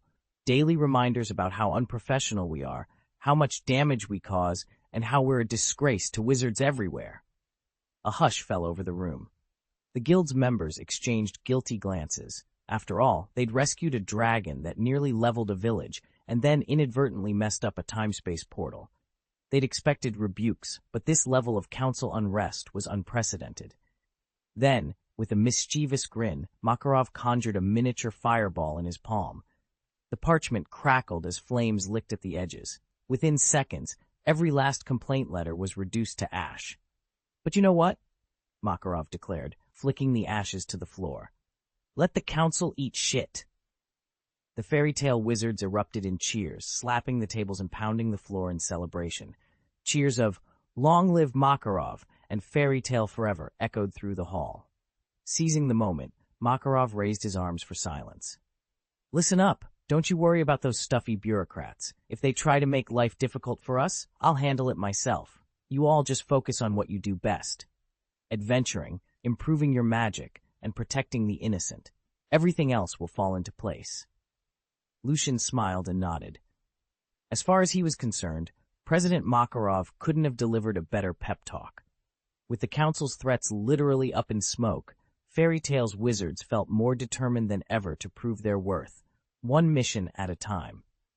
Lucian settled into the courtyard's warm glow, sipping his ale as the festivities carried on around him. In his past life, when he'd been treated like little more than a beast of burden, he'd learned an important lesson. Incompetent leaders weren't nearly as dangerous as those too cowardly or selfish to shoulder responsibility. Fairy Tale's guildmaster, by contrast, was both capable and fiercely protective of his people. He stood by his promises and never shied away from a fight. No better guide existed, Lucian decided. Under such a leader, he could grow stronger without worrying about being abandoned or betrayed. As laughter and music swelled, everyone flopped down on the grass to continue drinking. Mirajane caught Lucian's eye, then nodded toward a lanky blonde standing shyly at the edge of the gathering. Together they rose and followed Mirajane back inside the guild hall, where an elderly man with a snow-eye beard waited atop a low dais. "Your name is Lucy, right?" the old man asked in a gravelly voice. Lucy swallowed hard and nodded. "Yes, sir. Since Natsu recommended you, I see no reason to object. Congratulations, you're now officially a wizard of Fairy Tale." Mirajane produced a small silver seal embossed with the guild's emblem and gently pressed it onto the back of Lucy's hand. In an instant, the mark glowed bright crimson. Lucy sprang to her feet, eyes shining. "I have the Fairy Tale crest. I'm really one of you now." Lucian clapped lightly, sharing in her excitement. He knew better than most how rare this moment was. Fairy Tale stood among the kingdom's most formidable wizard guilds. Few adepts ever earned its mark. Had membership been easy to obtain, every tavern bard and countryside conjurer would have flocked here long ago. But here they both were, Lucian, ready to carve out his own place under Makarov's watchful eye, and Lucy, newly pledged and eager to prove herself. And as the guild's great doors swung open for them, Lucian felt a fierce pride swell in his chest. Whatever challenges lay ahead, he was confident. Under this banner, he would never have to face them alone. Fairy Tale values more than just raw power in its members. Integrity and trustworthiness are just as important. No mage with a tarnished past would ever be admitted. Having just welcomed Lucy into the guild, Master Makarov turned his kindly, authoritative gaze to the next hopeful. "Your name is Lucian, right?" Lucian nodded, heart pounding. Makarov folded his hands over his lap and leaned back on his throne-like chair. "I have 2 questions for you. First, why do you want to join Fairy Tale? And second, aside from your flying magic, what other spells or abilities have you mastered?" As Guildmaster, Makarov carried the weight of nearly a century of Fairy Tale's history on his shoulders. The guild had completed countless missions and earned both admiration and enemies across Fior. Dark wizards and rival guilds lurked everywhere, ready to sabotage from within if given the chance. A recruit's talent could always be cultivated over time, but his character, his background, and his loyalties had to be beyond reproach from day one. Lucian took a steadying breath before answering. At this moment, it wasn't his combat record or the power of his spells that mattered most. It was the sincerity in his voice. Lucian straightened and held up his 2 paws, each tipped with tiny, retractable claws, then pointed at the fluffy turquoise exceed perched on Natsu's shoulder. "I joined Fairy Tale for 2 reasons, he announced. "First, I was born in a forest. I don't know who my parents are, and I've never met another like me. When I heard there was an exceed in Fairy Tale who looked similar, I had to come see for myself." Happy's ears perked up. "Hey, Happy doesn't know his parents either," he piped up, raising one paw. "Natsu found me as a hatchling and raised me." This was Happy's first time meeting another exceed, and his curiosity flared. Unlike Jin, who had grown wild in the forest and spent every day longing for family, Happy had been rescued at birth and welcomed into the loving embrace of Fairy Tale. With Natsu as his guardian and the guild as his home, he'd never felt the need to search for his origins. Lucian's face remained impassive. "Well, that means my first goal is off the table," he said. He paused, then added, "My second reason for joining is that I want to learn more magic." Lucian took a steady breath and met the old man's gaze. "I came because Fairy Tale is the finest wizards' guild in the kingdom." Guildmaster Makarov blinked, surprised by the youngster's candor. He'd expected a tidy lie. Everyone always claimed they wanted to join Fairy Tale for its reputation, its camaraderie, or its coin. But Lucian looked him straight in the eye and spoke only the truth. "My first goal," Lucian continued, "is the joiner's bounty. But beyond that, I just want to learn magic, nothing more, nothing less. I have no quarrel with Fairy Tale. I wish to grow stronger." A rich, booming laugh burst from Makarov's chest. He lifted an enormous goblet of red wine from his desk and drained it in one smooth motion. Then he set it down, wiped his lips, and smiled. "Well said, lad. You've got the right idea. Fairy Tale is the best guild there is, and if you want to learn magic, you've come to the right place." Makarov tapped his staff on the floor, sending a faint glow of light magic shimmering through the room. In all his 88 years, he'd learned to sense a person's true intent, and Lucian radiated no hostility, only eagerness. "Don't worry if all you know so far is wing magic," Makarov said, settling into his chair. "Every wizard starts somewhere, and here in Fairy Tale, we're more than guildmates, we're family. You'll find plenty of partners willing to team up with you on missions, earn your rewards, and help you hone your craft. Take Natsu and Happy, for example. Those two are inseparable." He leaned forward, eyes twinkling. "Now, tell me more about your magic, Lucian. I'm all ears. I've studied countless spells over the years. Most are little more than parlor tricks, but this next one should be powerful enough." Lucian flexed his wings and drifted toward the splintered table in the great hall. Lifting his feline paw, he murmured the incantation, "Restore to original condition." At his command, the shattered wood glowed, the cracks knitting themselves shut as if time were rewinding.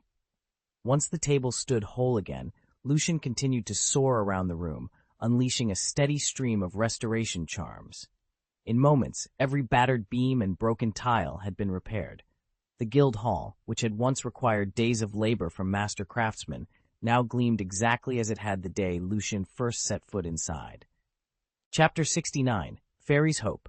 Lucian landed lightly on a wooden stool in the guild's great hall and folded his shimmering wings. "I'm still learning this restoration magic," he admitted, voice steady, "and it does take time. But if you can wait a moment, I promise to rebuild the entire hall." He swept his gaze over the damage, cracked pillars, splintered beams, rubble strewn across the floor. In raw power, his offensive spells, and even his latent superhuman abilities, didn't measure up to many veteran wizards here. He needed a different angle.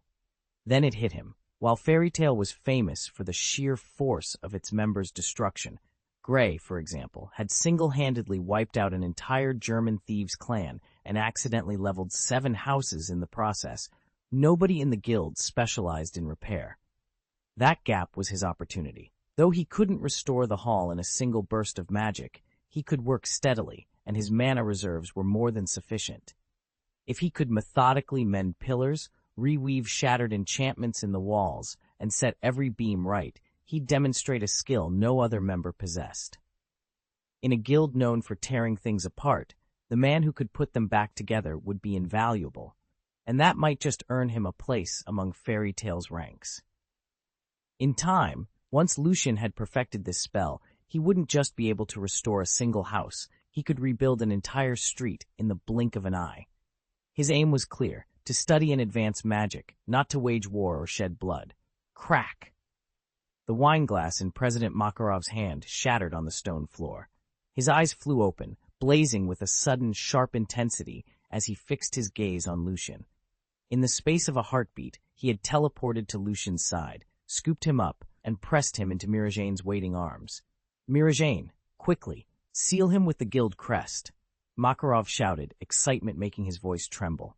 He looked as if he feared Lucian might vanish the very next second. Lucian had guessed their urgency, but he still hadn't grasped how indispensable repair magic was to Makarov. Whenever walls collapsed or streets lay in ruins, Makarov demanded immediate action. Just moments ago, he'd urged the guild's mages not to worry about the council's senior officials and to cast their spells freely, but the tight line of his jaw and the rapid beat of his heart betrayed his true anxiety. Between the council hearings and the crippling monthly fines, Fairy Tale's coffers were perpetually drained. Bonuses from Natsu and Gray's missions rarely covered the compensation they owed for property damage, and without the steady support of a few trustworthy S-class wizards, the guild would have collapsed long ago. Then Lucian arrived, and with him came a spark of hope. The guild didn't need another frontline fighter. What it desperately needed was a firefighter, a mage who could step in after every dangerous mission to repair the aftermath. Broken walls, charred earth, ruined farms. The cleanup fell to the culprit wizards themselves, but collateral damage often outpaced what they could manage. Lucian's talent lay precisely in this kind of restorative work. True, his magic wasn't yet powerful enough to shoulder the entire guild's reconstruction demands. But that didn't matter. Potential counted for just as much as raw strength. With proper training and guidance, he could grow into the perfect post-mission specialist, the one who patched up rifts with the Magic Council and saved Fairy Tail from those humiliating trips to apologize or cough up more fines. Lucian was the guild's future. Someday, thanks to him, they'd no longer fear council summons or agonize over red ink in their ledgers. Until then, they'd nurture his talent, confident he would become the very heart of Fairy Tail's recovery. Lucian barely had time to register what was happening before the world went soft around him. A moment later, a silvery crest seared itself onto his back, and in an instant he'd been reshaped into a sleek, tattooed cat. He'd known the exposing the repair spell would almost guarantee his test success, but he hadn't counted on President Makarov's explosive reaction or his lightning speed. Truth be told, had Makarov truly intended to kill him, Lucian would have been nothing but a wisp of smoke before he could even think to dodge. As a feline, Lucian's reflexes were off the charts, and the fusion of his original body's strength with that of his clone made him even more formidable. Yet despite all that, he still couldn't match Makarov's raw power. The conclusion came to him in a flash. Whenever he faced the mages of this world from now on, he'd have to keep his distance. Close-quarters magic duels were a recipe for disaster.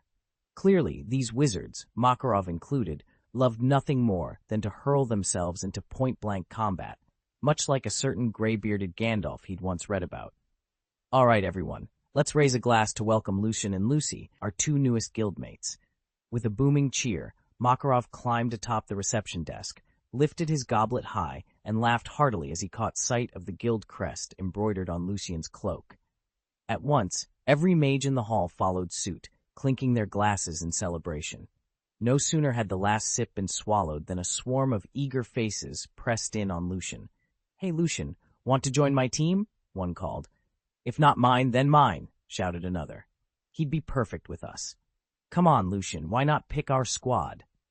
It didn't take long to see why. Lucian's modest demonstration of repair magic had sparked a full-scale bidding war. No one wanted to risk another mission hampered by stubborn doors or shattered equipment. His skill at on-the-fly fixes could guarantee smooth sailing on any job. Even Gray, ever the lone wolf, and Natsu, who already had Happy by his side, elbowed their way forward. Hobby, claiming kinship in race, pressed Lucian with tales of the perks of joining Naz's ranks. One by one, each mage trumpeted the benefits of teaming up with them. Lucian stood at the center of it all, blinking in astonishment. All he'd shown was a simple mend spell, hardly legendary magic, yet here they were, convinced his talent would tip the balance on any quest. He managed a wry half-smile. When did a little patch-up magic become the hottest commodity in the guild? And more importantly, which team should he choose? With so many offers on the table, Lucian had one thing to decide first. Who would earn the honor of calling him their comrade? Just as Lucian was working out how to refuse everyone without losing face, Natsu and Gray lunged at each other, and within seconds the entire hall exploded back into chaos. Wizards leapt in from every corner, spells crackling, furniture toppling. Only now, the battleground wasn't about territory or pride. Everyone was fighting for Lucian's allegiance. Whoever emerged victorious would earn the right to invite him into their team. "Stop! Stop fighting!" Lucian spread his feline claws in a futile attempt to intervene, then sighed and let his paws fall to his sides. He knew protesting would be pointless. These reckless mages never listened when someone urged restraint. Besides, he just finished restoring the battered guild hall after their last skirmish. The thought of another round of rubble and splintered wood made him cringe. He shook his head. If these fairy tale wizards were at Hogwarts, he mused, they'd all end up in Gryffindor without question. Just then, Master Makarov caught Lucian's troubled expression. He set down his wine goblet, his mischievous grin vanishing as he shrank away the youthful guise and grew into his full, towering form. In a heartbeat, the diminutive giant strode through the melee, swatting each combatant to the floor like skittles. Silence fell. Dust curled in the air. Lucian looked up at Makarov, who folded his arms and boomed. All right, enough games. It's time for Lucian to decide which team he's going to join. If any of you so much as upset him, I'll break every bone in your bodies. Lucian's voice, though, darted across the hall. As the future hope of the fairies, he needed a safe haven. He couldn't be driven away in tears. He fixed Gray and Natsu with a hard stare. And the two of you, behave yourselves when Urza returns. Trust me, she won't take it lightly. At the mention of their guild president's fury, the wizards around them bobbed their heads like startled hens. Lucian, angry, was fearsome enough, but invoking Fairy Queen Urza's name sent chills down every spine. If she found out they'd made her president furious, they'd truly be in trouble. After all, Natsu and Gray, two of the strongest, had once challenged Urza to a duel and were half unconscious before they knew what hit them. A wrathful Lucian might turn giant and shout them into submission, but an enraged Urza? She'd beat them so thoroughly, they'd be lucky to collapse with a single breath left. Chapter 70, The Fairy Tale Library. Lucian hovered over the battered guild hall, surveying the wreckage with a weary sigh. With a quiet word of power, he let repair magic flow from his fingertips. Splintered wood mended itself, torn tapestries knit back together, and cracked stonework gleamed as if new. When the last fissure sealed, he floated down and offered his guildmates a respectful bow. Thank you all for your warm invitation, he said, voice calm and earnest. But my magic is still too weak to venture out on missions. I'd rather stay here in the guild, continue my studies, and strengthen my abilities. When I'm ready, I promise I'll join you on every task. He'd already realized that he couldn't risk taking on field missions, not yet. Even assisting other wizards with cleanup at distant sites would require years of training before he could make a real difference. For now, his greatest contribution lay in restoring Fairy Tale's own common room each time it got trashed, whether by a rambunctious sparring match or an overenthusiastic fire spell. This small role, once a chore, now felt like a stepping stone. Lucian understood at last how vital even these repairs were to the guild's spirit. He had once believed that proving himself meant chasing every quest and patching up ruins in the wilderness. But staying here, among friends and mentors, offered a greater opportunity to learn the world's strongest magics firsthand. As laughter and chatter resumed around him, Lucian found his resolve. He would build his power brick by brick, spell by spell, right here in Fairy Tale's heart, so that one day he could stand shoulder to shoulder with them all. Lucian glanced expectantly at Master Makarov, but his mentor merely nodded in agreement. If you'd rather stay at the guild for now, that's fine, Makarov said. Spend the next year or two here, hone your skills, master apparition, refine your repair magic, and only then head out to help. You'll save yourself countless wasted journeys. Relief washed over Lucian. He'd feared being rushed into another expedition before he was ready. Now he could focus on strengthening his magic and perfecting that notoriously tricky repair spell. After all, rebuilding the guild hall, thanks to the messes Gray and Natsu often left behind, could easily eat up 10 days to 2 weeks if left to a single caster. It was far wiser to grow more powerful first, so that when disaster struck again, he could restore the guild in half the time. Since you're not forming a team at the moment, Makarov continued, turning to the other guild members, you're dismissed. Head to the quest board and pick tasks that suit you. Go to it then. With that, everyone melted back into the hustle of the common room, leaving Lucian alone with his thoughts. He exhaled slowly, determination flickering in his eyes. A year or two of steady progress, mastery of teleportation and repair magic would make all the difference. With Makarov's blessing, Lucian felt ready at last to set his own pace and build the strength he would need to serve Fairy Tale well. Realizing they couldn't win, The wizards abandoned their taunts of Lucian and turned instead to their real business, heading to the task bulletin board in the guild hall to claim missions. In this world, mages take on quests both for the coin they pay and the experience they yield. Battle tests their magic, forging new power under fire. Few wizards choose the slow, careful route of study and theory. Most crave adventure, pushing themselves to the brink just to unlock hidden reserves of strength at the cost of an all-too-high mortality rate. Lucian, however, was different. He preferred steady progress in a controlled environment where he could hone his skills without risking everything on a single desperate fight.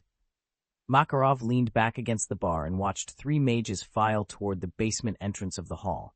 Spotting the lead, Lebby, a petite young woman with bright blue hair, he called across the room. "Lebby, over here. You're headed to the library anyway, right? Bring Lucian along and keep an eye on our new recruits." At his shout, Lebby broke into a quick trot and made her way toward them, already adjusting the straps of her satchel. Lucian bowed respectfully. "Thank you, Guildmaster. I won't let you down." Makarov beamed at him. "This is Lebby, the guild's resident magic scholar. She's read nearly every spellbook in our library. If you want to study any form of magic, she's your best resource." Lucian offered his small, feline paw. "Pleased to meet you, Lebby. I look forward to learning from you."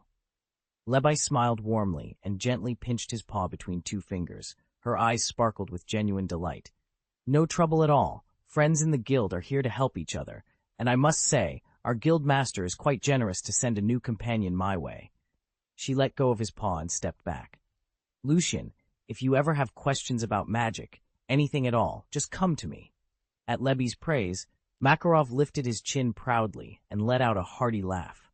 Despite his 88 years, he sometimes acted like an eager child, always hungry for compliments. "I'll be counting on your advice, Elder Lebby." Lucian's eyes lit up at the exchange, but from the corner of his eye he noticed a bead of nervous sweat forming on Makarov's brow.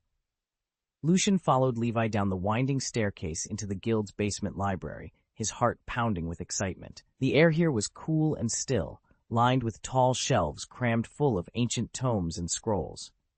Levi, an accomplished magician whose reputation for arcane scholarship was well known, moved easily among the stacks, effortlessly recalling the titles and contents of hundreds of grimoires. "You'll want to start with the Luminar Codex for light magic," she said, pulling a slender book bound in pale leather from the shelf.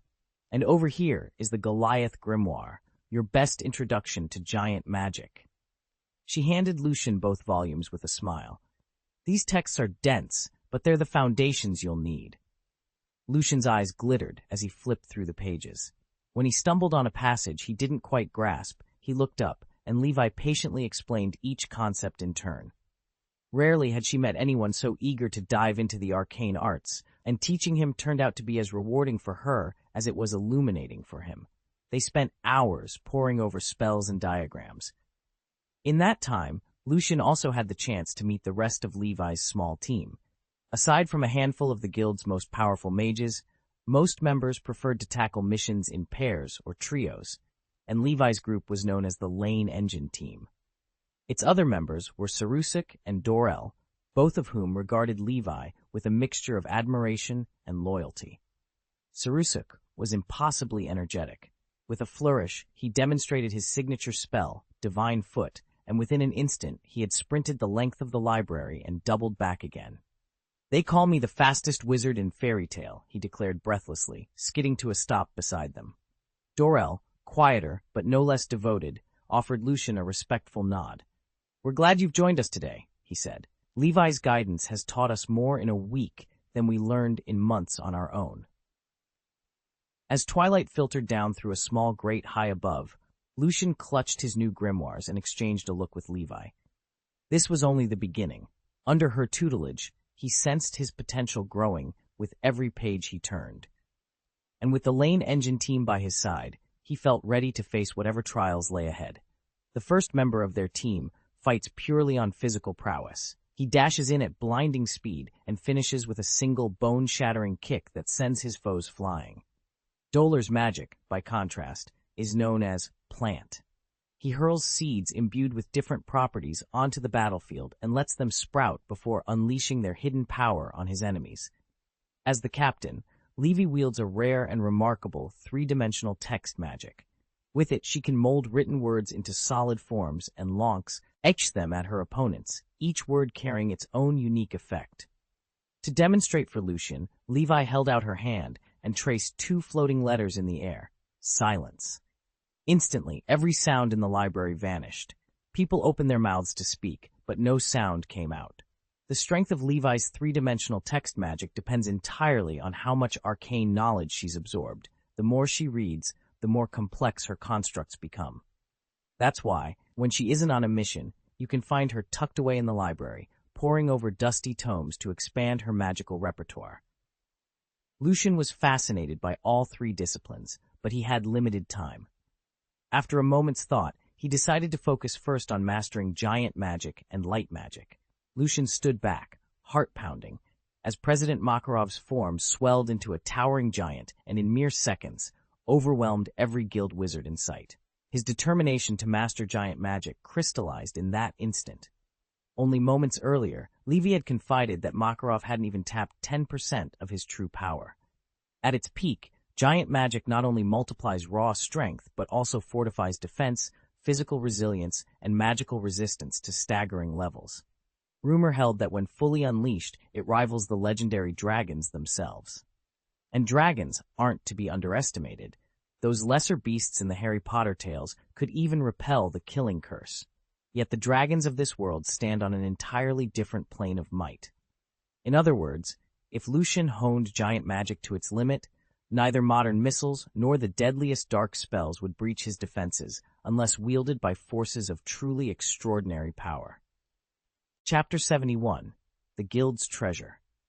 Lucian sat through Defense Against the Dark Arts, listening as Mad-Eye Moody, really Barty Crouch Jr. in disguise, explained that novice wizards' casts of the killing curse against adults rarely do more than induce nosebleeds. He'd also heard from Hagrid that most large magical creatures possess extraordinary resistance to hostile spells. In practice, Avada Kedavra only guarantees death when the victim's vitality and defenses are no match for the curse. Take the fire dragon, for example. No one's ever known one to fall to a single killing curse. Instead, dragon hunters usually begin with a glaucoma curse to blind the creature, then unleash a coordinated barrage of sleep jinxes from dozens, sometimes 100, of adult wizards until it finally collapses. Lucian grinned at the thought. If he were a giant in the wizarding world, he wouldn't flinch at ordinary Death Eaters hurling Cruciatus or Avada Kedavra. And if the odds ever turned grim, he certainly wouldn't stand still and let them have their way. By the time the lesson ended, dusk had fallen over Hogwarts, and evening was settling in. Lucian paused at the far end of the library, his gaze fixed on a heavy, rune-etched door he hadn't noticed before. It was firmly locked. He turned to Levy. "Levy, do you know what's behind that door?" He couldn't shake the thought that it might hold some forbidden magic, something akin to the restricted section at Hogwarts. Only moments earlier, Levy had been describing light magic's origins, how the first president of Fairy Tale forged 3 legendary light spells, each said to unleash incredible power.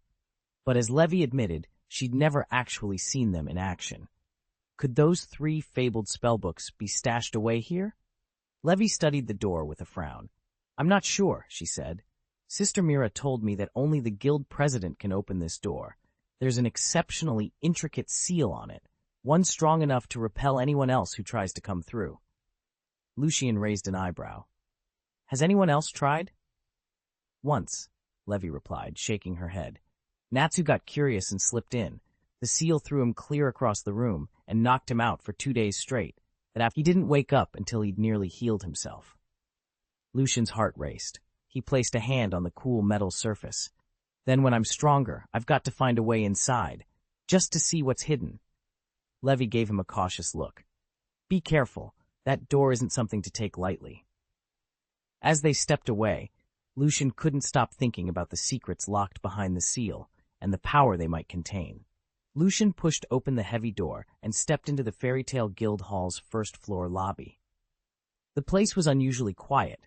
Only Canna was perched at the bar, nursing a drink, and Mirajane was humming softly as she polished tables.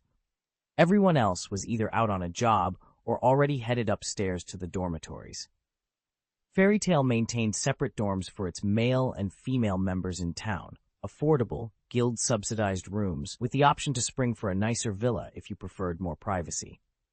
Lucian and his 3 traveling companions, plus their feline friend, made their way toward the staircase. "You lot, come on up," Mirajane called, setting aside her rag. She emerged from behind the bar carrying 4 steaming plates. "I left you some supper. Dig in." As the group gathered around the table, Mirajane arranged the meals with a warm smile.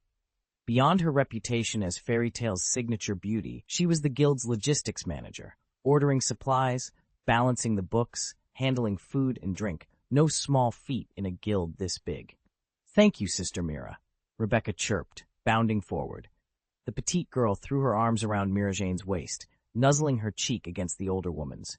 Then, with unabashed enthusiasm, Rebecca tucked into her meal, taking gigantic bites as if she hadn't eaten in days. Lucian exchanged amused glances with his friends. After a long mission, there was nothing better than Gat, herring around the table at home, Fairy Tale's heart and soul resting just beyond those guild hall doors.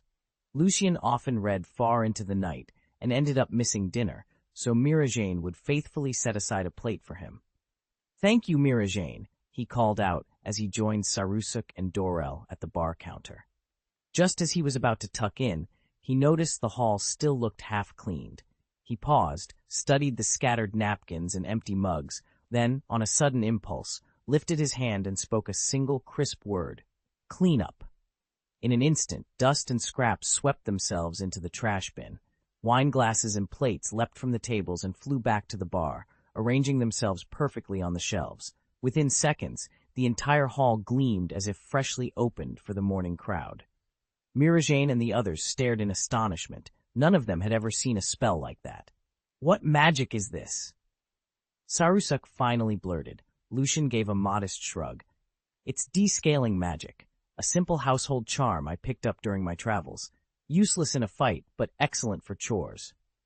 With that, he hooked a spoon around the tip of his tail, grinned, and dove into his meal. He wasn't heading out on any missions tonight. He planned to stay at the guild and keep studying magic, so a little productivity never hurt anyone. Lucian's shoulders ached from hauling stone blocks all morning, but the other guild members were right.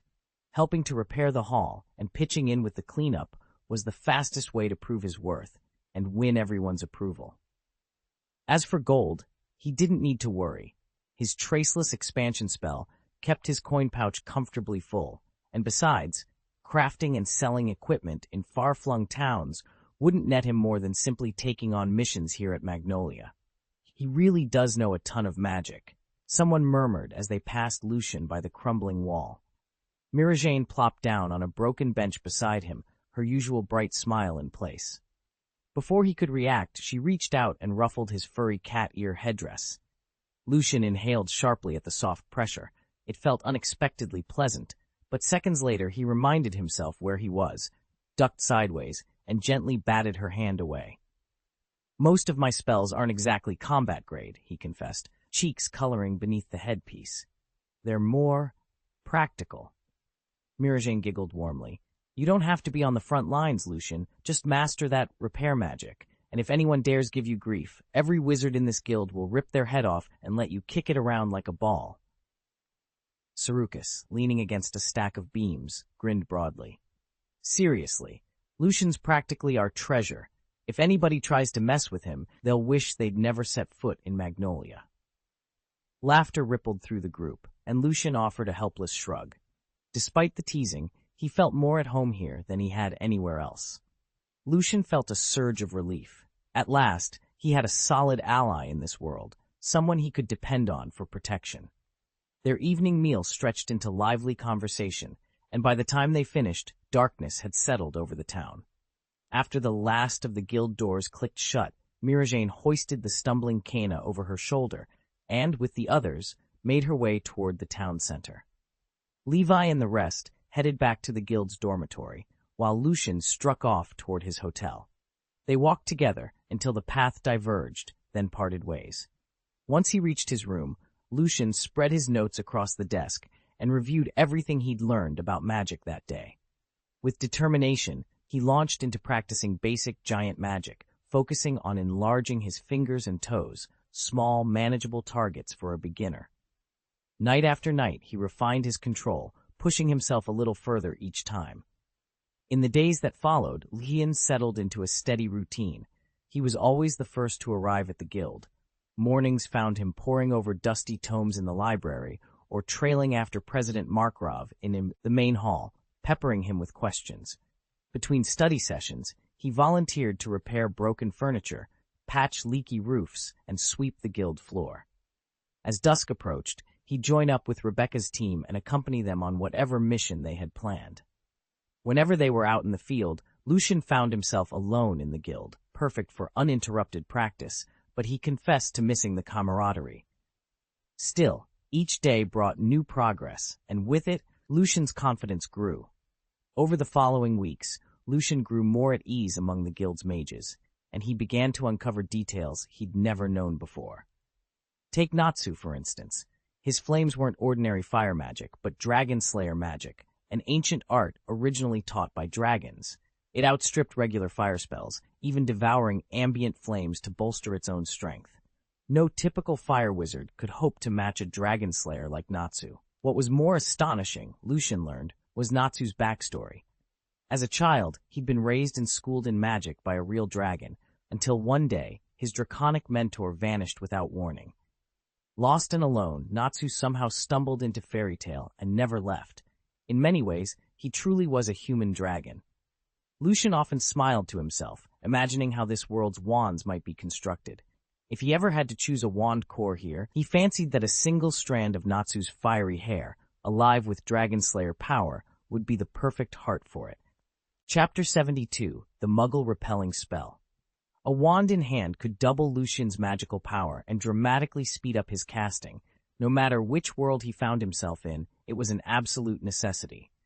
Fortunately, in this magic-rich realm, the raw materials for wand making were far easier to come by than back in the Marvel Universe. While Lucian's cat clone diligently studied the arcane arts of this new world, the original Lucian was by no means idle. On this particular morning, Lucian stood at the gates of the Enchanted Academy, flanked by Professor Xavier, Wolverine, Gabriella, Isa, Caliban, and the schoolchildren. Wolverine, leather jacket creaking at the shoulders and cigar smoke curling around him, eyed Lucian with obvious suspicion. "You sure this is going to work?" he grunted, voice rough as gravel. Professor Xavier offered a calm smile as he regarded Wolverine. "We must trust Lucian. His abilities have always been diverse and unpredictable, even to us." He turned to Lucian. "If he brought us all out of the basement, you can be certain he's confident in his plan." Lucian nodded. His certainty had brought them here. Now, all that remained was to weave the Muggle-repelling spell and ensure the Academy remained hidden from prying non-magical eyes. "Wing!" Lucian spoke the command, and instantly a pair of luminous white magical wings sprouted from his back, lifting him effortlessly into the air. He hovered above the school grounds, then brought his hands together and intoned the next spell. Muggle Shield.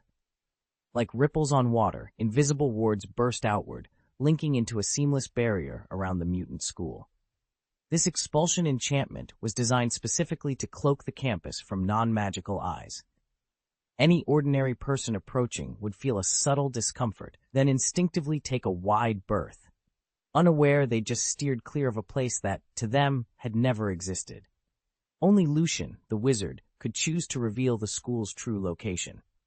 "All right, let's test it," he said as he touched down, folding his wings neatly behind him. He motioned toward the gravel road that led to the main entrance. Moments later, a delivery courier strolled up, glanced at the school gates, shrugged, and then turned around to retrace his steps, completely oblivious to the powerful magic at work. Logan, Wolverine, watched with a raised eyebrow. "You've really got everything packed into that body, kid. Angel wings next? What's next, a halo?" Lucian smirked. "I'll settle for the halo later. These wings are purely magical, no feathers involved." Wolverine grunted. "Doesn't change the fact you're flying."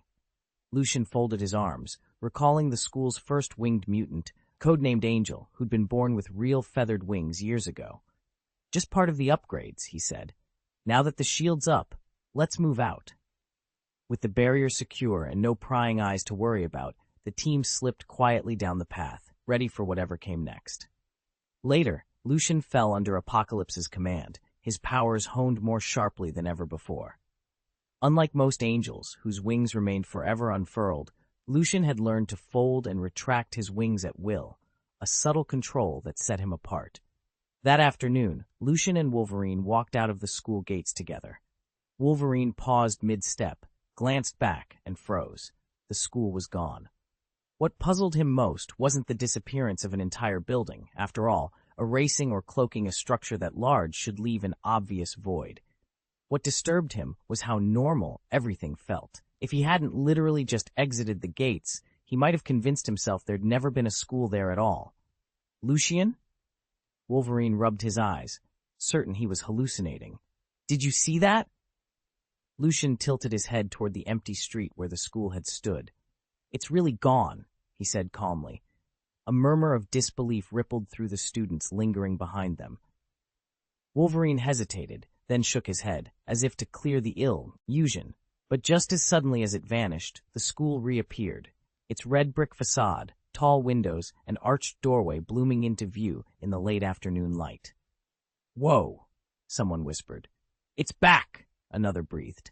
Gasps of astonishment rose in unison as the building snapped back into existence. Lucian discreetly folded his wings, a wry smile playing on his lips as he watched his classmates scramble to make sense of what they'd just witnessed. When you return, simply take out this glass bead, and you'll be able to see the school again. Lucian placed the smooth marble into Wolverine's palm. He had woven a strand of magic into it so that anyone holding the bead would perceive the hidden school as if it stood right before them.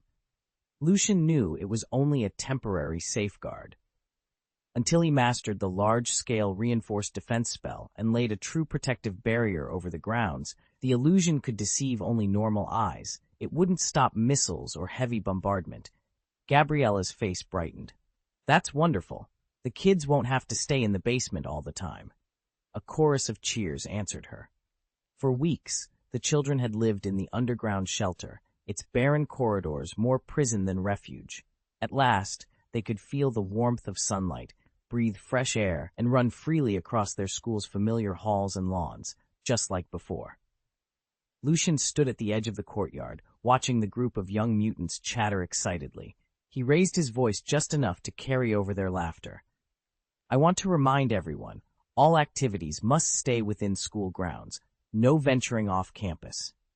The children perked up at his warning, but Gabriella gave him a reassuring smile. Don't worry.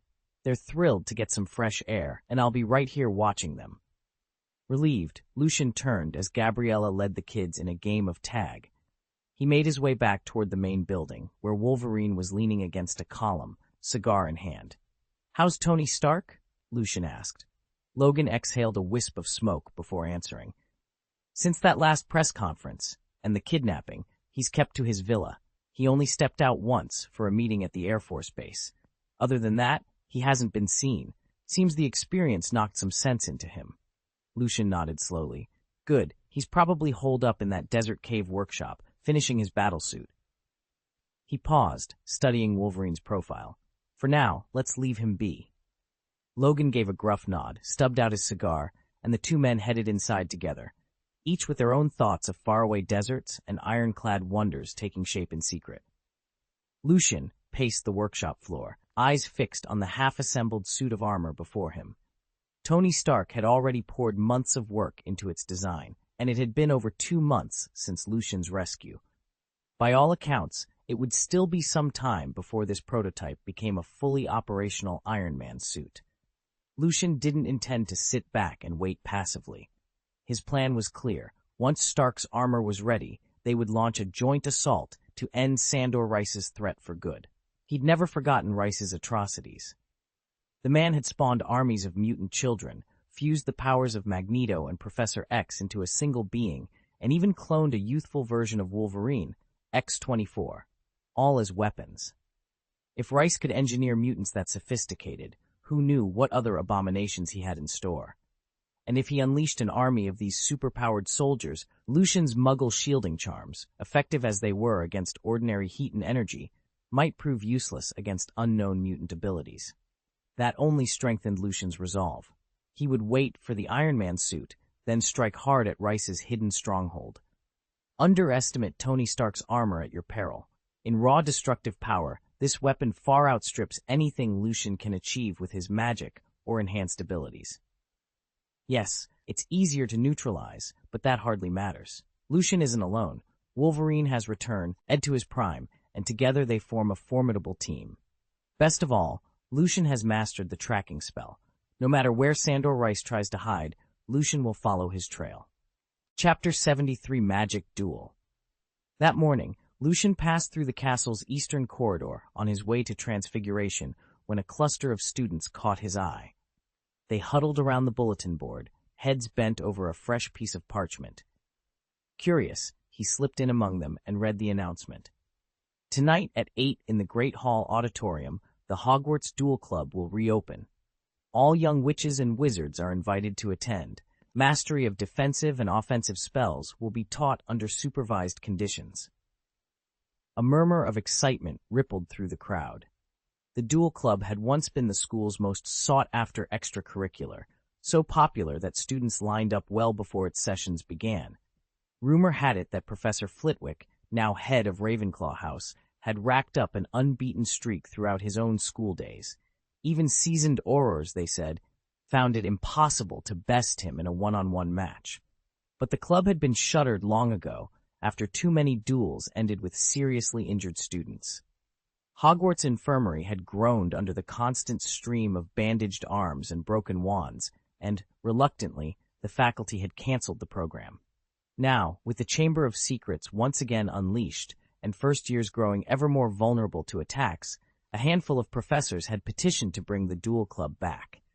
They argued that teaching controlled dueling techniques would give Hogwarts' younger students the confidence and skill to defend themselves should danger strike. Lucian folded his arms and considered the notice. He'd always admired the elegance of dueling magic, its fast footwork, the crisp flick of a wand, the lightning-quick counters. A chance to learn from skilled instructors and to spar against his classmates sounded too good to pass up. He made a mental note to be there at 8 sharp. If Hogwarts was serious about guarding its students, the Duel Club might just become the most important lesson of the year. This is the perfect chance to observe and learn, Lucian told himself as he made his way toward the Great Hall. He'd always relied on his innate gifts in a fight, magic merely filling in the gaps, but sooner or later he'd have to master formal dueling techniques. Tonight's Duel Club meeting could be just what he needed. At 8 o'clock, Lucian joined the first-year Slytherins streaming through the hall's doors. The longhouse tables had been pushed aside and reassembled into a raised, gilded platform at the room's center. Hundreds of candles, suspended by enchantment, floated overhead, casting a warm glow against an enchanted ceiling now as black and velvety as midnight. Nearly every student in Hogwarts was packed shoulder to shoulder, wands gripped in eager hands, faces shining with anticipation. "Who's going to teach us?" someone murmured. "Lockhart or Snape?" A sudden fanfare of rustling purple robes answered the question. Gilderoy Lockhart swept onto the platform, his blonde hair gleaming beneath the candlelight. The hall erupted in applause. Then, as if drawn from the shadows themselves, Professor Severus Snape appeared in stark contrast. Long black robes, sallow skin, and that inscrutable, cold stare. Lockhart flashed his trademark winning smile. Snape's dark eyes bored into the crowd. Lucian tucked his wand into his sleeve and stepped forward, curious to see how these two very different instructors would kick off the first lesson in formal magical dueling. Lucian watched with mild amusement as Gilderoy Lockhart took to the stage. True to form, the flamboyant Defense Against the Dark Arts professor wasted no time bragging about his dueling prowess, and to top it off, he even introduced Severus Snape as his assistant, all in an ostentatious bid to make himself look important. Snape's expression, already icily reserved, grew positively glacial. Lucian had long suspected that, of all the staff at Hogwarts, Snape despised Lockhart most of all. If it weren't for school regulations, and if Snape hadn't shown any sign of tempering his darker impulses, Lucian was convinced the potions master wouldn't have hesitated to unleash all 3 unforgivable curses on the showboating professor. Unaware of his own unpopularity, Lockhart pressed on, eager to demonstrate proper dueling technique for the younger students. He and Snape squared off at opposite ends of the platform. Lucian, perched on a nearby bench, counted along with the hushed crowd. 1, 2, 3. At that instant, both wands flashed over their shoulders, and they shouted in unison, "Expelliarmus!" Lockhart barely managed the first syllable before Snape's spell struck. A jagged bolt of crimson light shot from Snape's wand, smacking into Lockhart's chest. The other man's wand flew from his grip, and he sailed backward into the stage wall, sliding down to the floor in a graceless heap. Lucian leaned forward, a faint smile tugging at his lips. "Impressive speed," he murmured, watching Snape lower his wand without a hint of satisfaction. Lucian had been practicing the disarming charm on his own for the past 2 days. It was a second-year spell, more challenging than most novices realized, and one of the staples of any good wizard duel. When cast skillfully, it not only wrenches a rival's wand free of their grip, but can even send their body skidding across the floor. By now, Lucian could manage a basic version of the charm without stumbling over the incantation. Yet nothing in his practice sessions prepared him for Professor Snape's demonstration. Snape's casting was on a completely different level. His wand movements were stripped down to the bare essentials, and his voice cut through the air so swiftly that the entire spell took less than a heartbeat. That was why Professor Lockhart, looking more startled than ever, was sent flying across the dueling stage before he even realized what hit him. Lucian watched as Snape didn't pause to gloat. With a single, elegant flick of his wrist, he clearly prepared a follow-up spell. Though Lockhart, too embarrassed and disarmed to defend himself, never gave him the chance. Snape stood perfectly still for a moment, then regarded Lockhart coolly and said, "This is the disarming charm. As you can see, I am completely unarmed." Lucian's heart pounded with renewed determination. If even Lockhart could be bested so decisively, there was no excuse for him to let his own disarming charm fall short. He would master this spell and more before the term was out. Professor Snape barely hid his irritation as Gilderoy Lockhart beamed at him from the front of the room. "But, Professor Snape," Lockhart continued in his usual syrupy tone, "if you'll pardon my saying so, that last move of yours was far too transparent. Had I wished to stop you, I could have done so easily, but I thought it more instructive for everyone to see exactly what happens when you're struck by a disarming charm." Snape's jaw clenched so tightly that his wand hand trembled ever so slightly. Lockhart, oblivious to the brewing storm, straightened his robes and swept his hair back with an exaggerated flourish. "Now, students," he announced, "who's ready to practice? I want 2 volunteers to come forward, and then Professor Snape and I will circulate, correcting any mistakes in your dueling technique." A dozen hands shot into the air, including Lucian's. He didn't buy Lockhart's posturing, but this was too good an opportunity to pass up. He wanted Snape's guidance, plain and simple, and he suspected the professor would have more than a few useful pointers. Moments later, Lockhart and Snape began moving among the eager first and second years, pairing them off.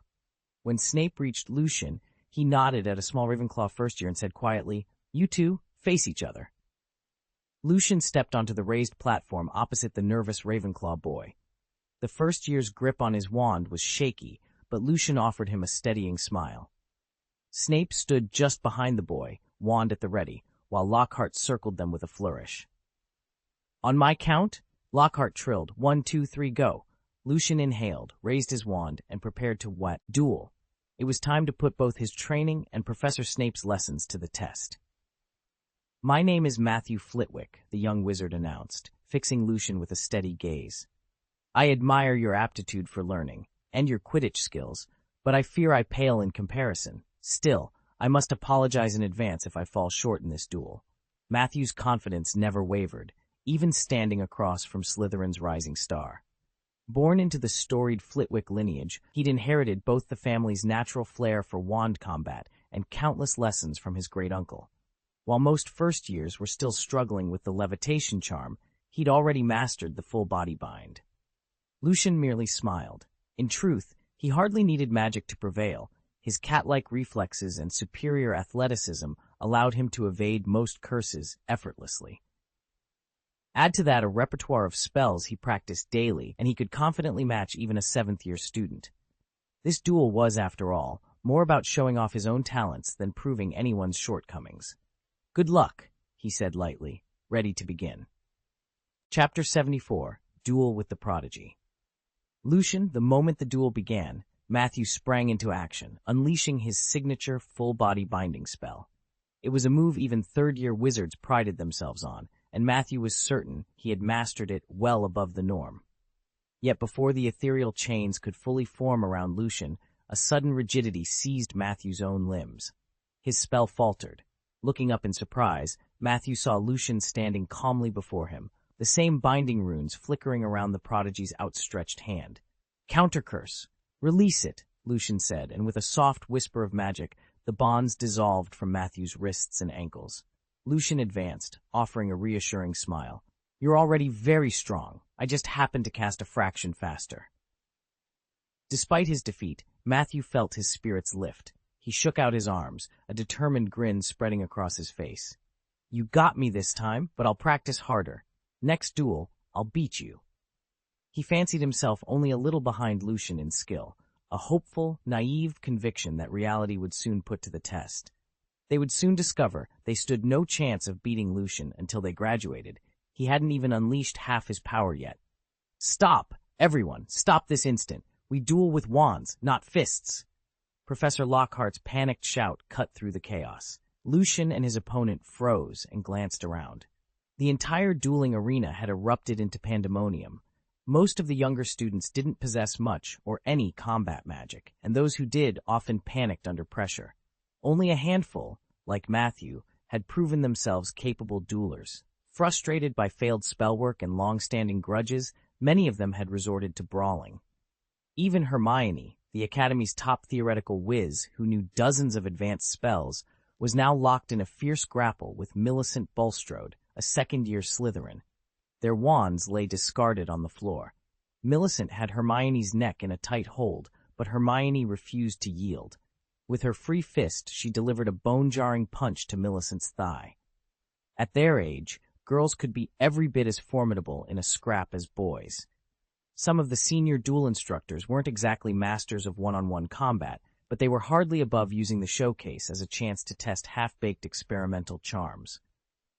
The Weasley twins, true to form, were the worst offenders. Every stray flare of color and crackling spark from their wands sent younger students scuttling out of the ring with singed hair and startled yelps. "On your feet, Macmillan. Watch that cut, Miss Fawcett.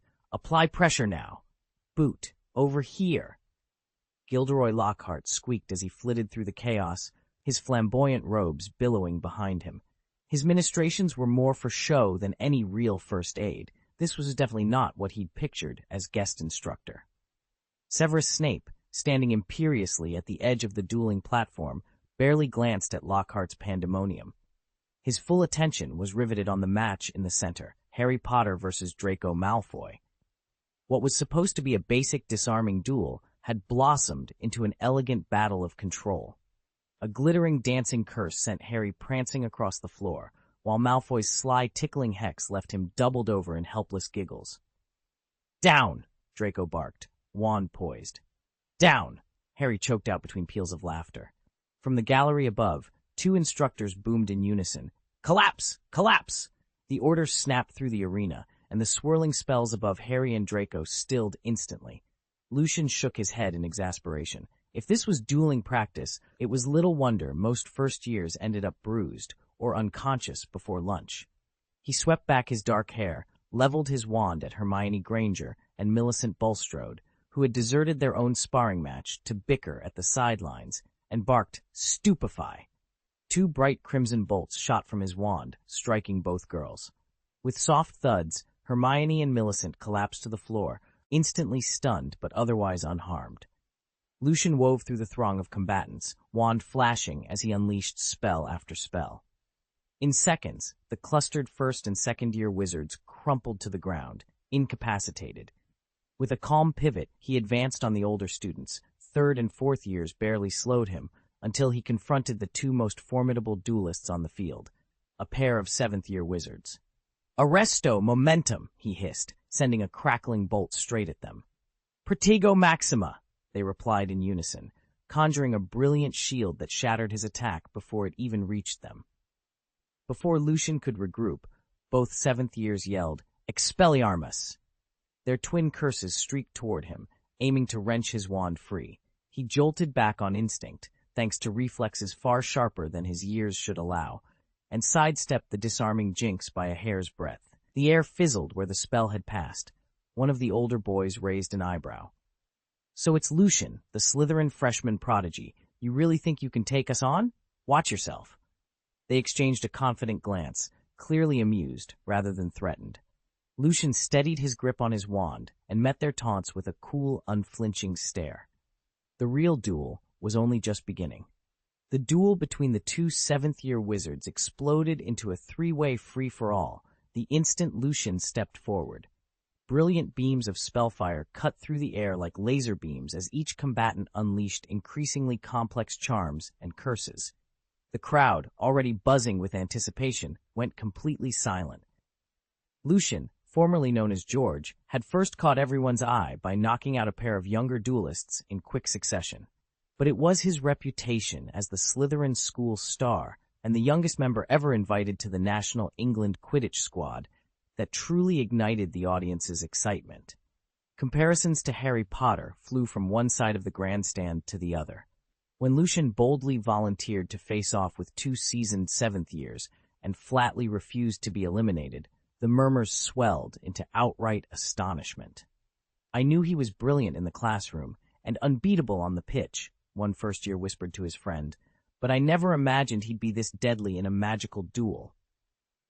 A second student, eyes wide, added, "He doesn't even bother with a protective shield. I swear the boy has cat's blood in his veins." All around them, robes fluttered and faces leaned forward. No one could look away. Lucian's every spell, every deft parry and counterstrike only deepened the feeling that they were witnessing something extraordinary.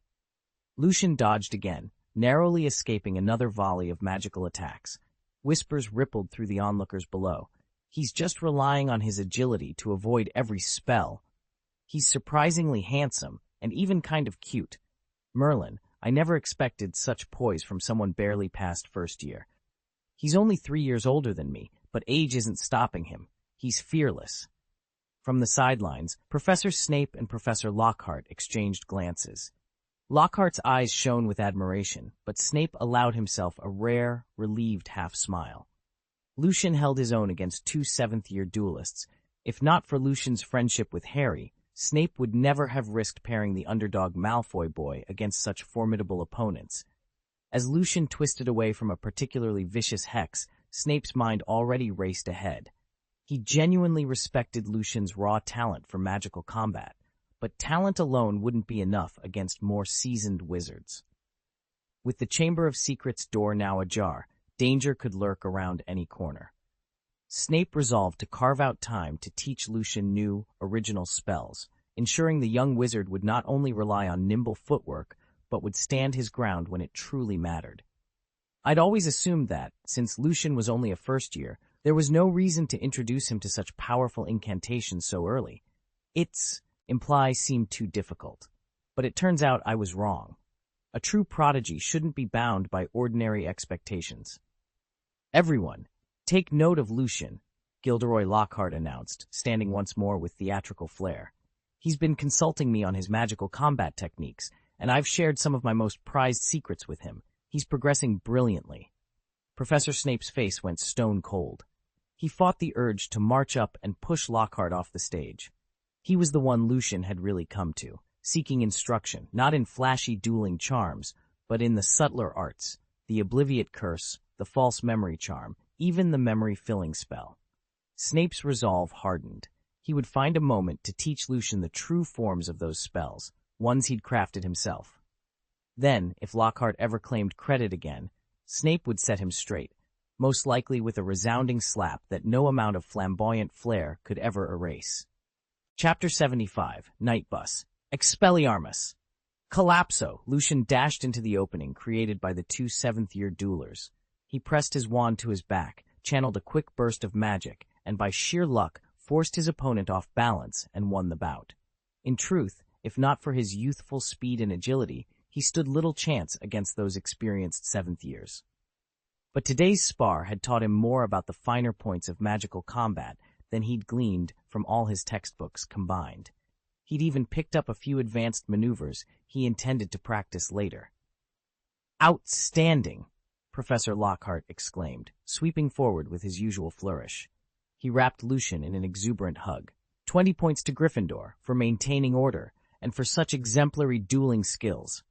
Professor Snape, arriving a beat behind, raised a brow at Lockhart's display. He said nothing, though the slight curl of his lip suggested amusement, then turned to the assembled students and strode to the center of the platform. "It would appear that many of you have yet to master basic dueling techniques," he said, voice low and laced with mock sympathy. "Let's see some improvement. Pair up and come forward, 2 at a time." A ripple of nervous energy went through the students as they began choosing partners. Lucian stepped aside, letting the dueling line form.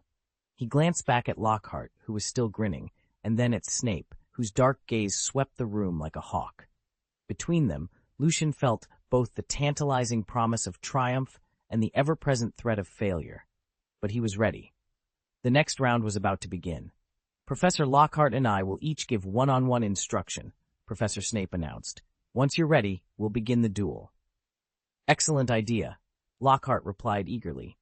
I'll teach Lucian," Snape interrupted coolly. Lockhart blinked. "Lucian, you're certain?" A hard glint appeared in Snape's eyes. "Lucian is far too competent to serve as an example. I'll coach Malfoy, and you can coach Potter." Lockhart hesitated for a moment, then shrugged. "Very well." As the other students filed out of the dueling platform, only Snape, Draco Malfoy, Harry Potter, and Lockhart remained. Lucian melted back into the crowd, watching intently. He knew exactly why Snape had insisted on this pairing, and he didn't object. He needed the Chamber of Secrets to remain the talk of the school. If Dumbledore were temporarily suspended next semester, Lucian would finally have the freedom to study the darkest spells in the Forbidden Section, everything from the unforgivable curses to the dreaded fire curse, without interference. Whenever Lucian ventured into the restricted section, Professor Dumbledore kept a discreet but vigilant eye on him, determined to prevent any temptation toward the dark arts. Lucian's affinity for ancient, arcane knowledge reminded the headmaster all too much of Tom Riddle's own youthful curiosity, so he was forced to exercise the utmost restraint. Sure enough, when Draco Malfoy summoned a serpent during the duel between him and Harry Potter, Harry startled everyone by replying in Parseltongue, Voldemort's secret snake tongue. Chaos erupted. Rumors swirled that Harry must be Slytherin's heir, since only Salazar Slytherin's housemates could speak to snakes. Yet despite the uproar, the dueling club continued to meet each evening, and Lucian attended every session, sparring with seventh years and sharpening his wand work day by day. Before long, Christmas Eve arrived, and Hogwarts closed its gates for the winter holidays. The castle grew silent as students departed for home, leaving behind only flickering candlelight and the promise of 2 weeks' respite. Lucian waved goodbye to his professors and classmates, hoisted his suitcase onto his shoulder, scooped up his curious little pet Peppa Pig, and stepped onto the Hogwarts Express, bound for King's Cross. 6 months ago, he'd arrived at Hogwarts as a quiet, unassuming first year who excelled only in basic charms, lock-picking spells and the like. Today, he'd become Slytherin's rising star, unbeaten in every duel against seventh-year wizards, and that's without even drawing on the full extent of his supernatural powers. When he did tap into them, his telekinesis could shift objects weighing hundreds of kilograms as easily as a child tossing pebbles. By the time Lucian emerged into the fading light outside King's Cross Station, dusk had begun to settle over London. Most students would rush off to meet doting parents, but Lucian was on his own. An orphan since infancy, his only refuge was a cramped flat tucked away in Knockturn Alley. He hadn't even warned Tonks that he was coming home for Christmas. He knew better than to burden a friend with a trivial favor like summoning her enchanted motor car. With a final glance at the station's glowing lanterns, Lucian tightened his grip on Peppa's leash and set off down the silent streets toward home. Lucian sighed as the flat's door slammed shut behind him. No matter how strong a bond is, constant neglect slowly drives people apart, and tonight had been nothing but silence. He stepped out onto the rainy London street, raised his wand, and shouted, "Night bus!" Almost instantly, a thunderous crash echoed through the alley. In less than a minute, a towering purple triple-decker screeched to a halt before him.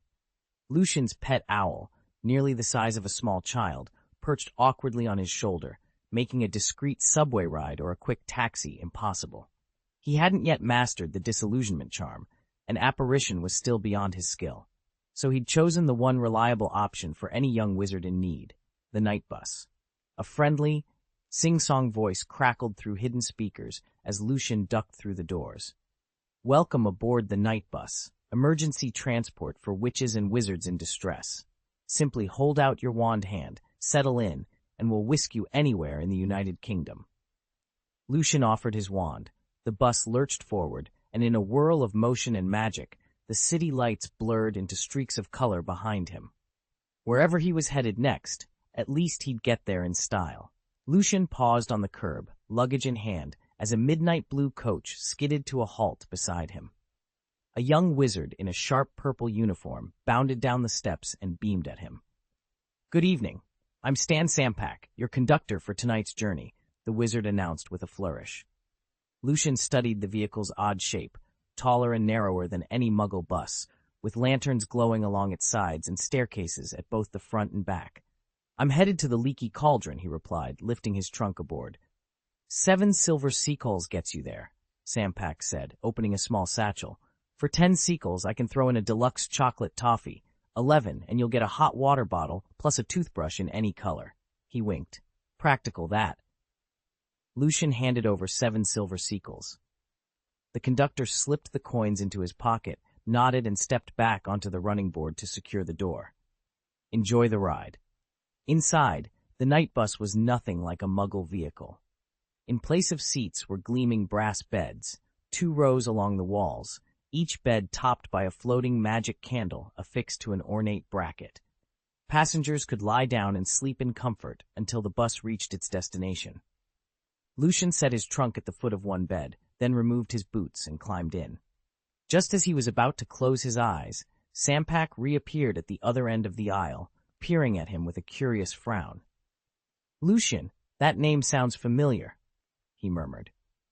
He rummaged through a discarded newspaper box by the door, pulled out a rolled-up parchment, and unrolled it under the glow of the floating candles. The bus lurched forward, leaving the London lamplit streets behind as the conductor squinted at the front page. Lucian folded the newspaper, glanced up, and met the salesman's eager gaze. The wizard's eyes widened. "So you're Lucian, the Quidditch prodigy. Once in 1,000 years, they say." Lucian offered a small, confident smile. "I suppose I've made a bit of a name for myself." The salesman, clearly a die-hard Quidditch fan, brightened instantly. His polite reserve vanished in a flash of admiration, and he peppered Lucian with excited questions, a textbook example of the celebrity effect. Even a complete stranger tends to warm up the moment they recognize a famous face. "Ready to go, Ern?" the salesman asked his driver. "Right away," came the reply. No sooner had he spoken than the night bus shuddered, then shot forward with a deafening roar. In the blink of an eye, it blurred out of sight, as if slipping into another dimension. Lampposts, mailboxes, and trash cans along the street leapt aside to make way, then snapped back into place moments later, as though nothing had happened. Chapter 76. Don't underestimate Lucian. I swear, once I master alchemy, I'll build a magic school bus just like this to shuttle everyone to the superhuman academy. Lucian let out a quiet sigh. He'd been entertaining that very idea for some time. Reopen the old mutant school, but under a different name. The mutant school had closed when the Age of Mutants came to an end, yet its legacy still loomed large in the records of the world's major powers. If they resurrected it under the same title, the word mutant would only resurrect old prejudices. Once labeled a separate race, its students would be shunned all over again. So Lucian planned to call it the Superhuman Academy instead. Under that banner, They could welcome not only children born with unusual abilities, but any youngsters who develop powers through training, accident, or experiment. They could even invite veteran superheroes to serve as instructors. That way, students wouldn't live secluded lives behind high walls. They'd learn to navigate society, to use their gifts for the greater good, without ever having to hide who they really were. Lucian sat back on the night bus, turning the plan over in his mind one last time. If he could convincingly blur the lines between mutant and wizard, recruit both existing and future heroes to their cause, then the school would no longer be a target. Any threat could be handled by the faculty and students themselves, leaving him free to focus on mastering his magic. No more firefighting trivial disputes. Of course, this was only a rough outline. Whether it could work, and exactly how to set it in motion, would depend on events yet to unfold. 10 minutes later, the rattling coach pulled up in front of the leaky cauldron. "Goodbye, Mr. Thunberg," called the wizard who'd sold him the ticket.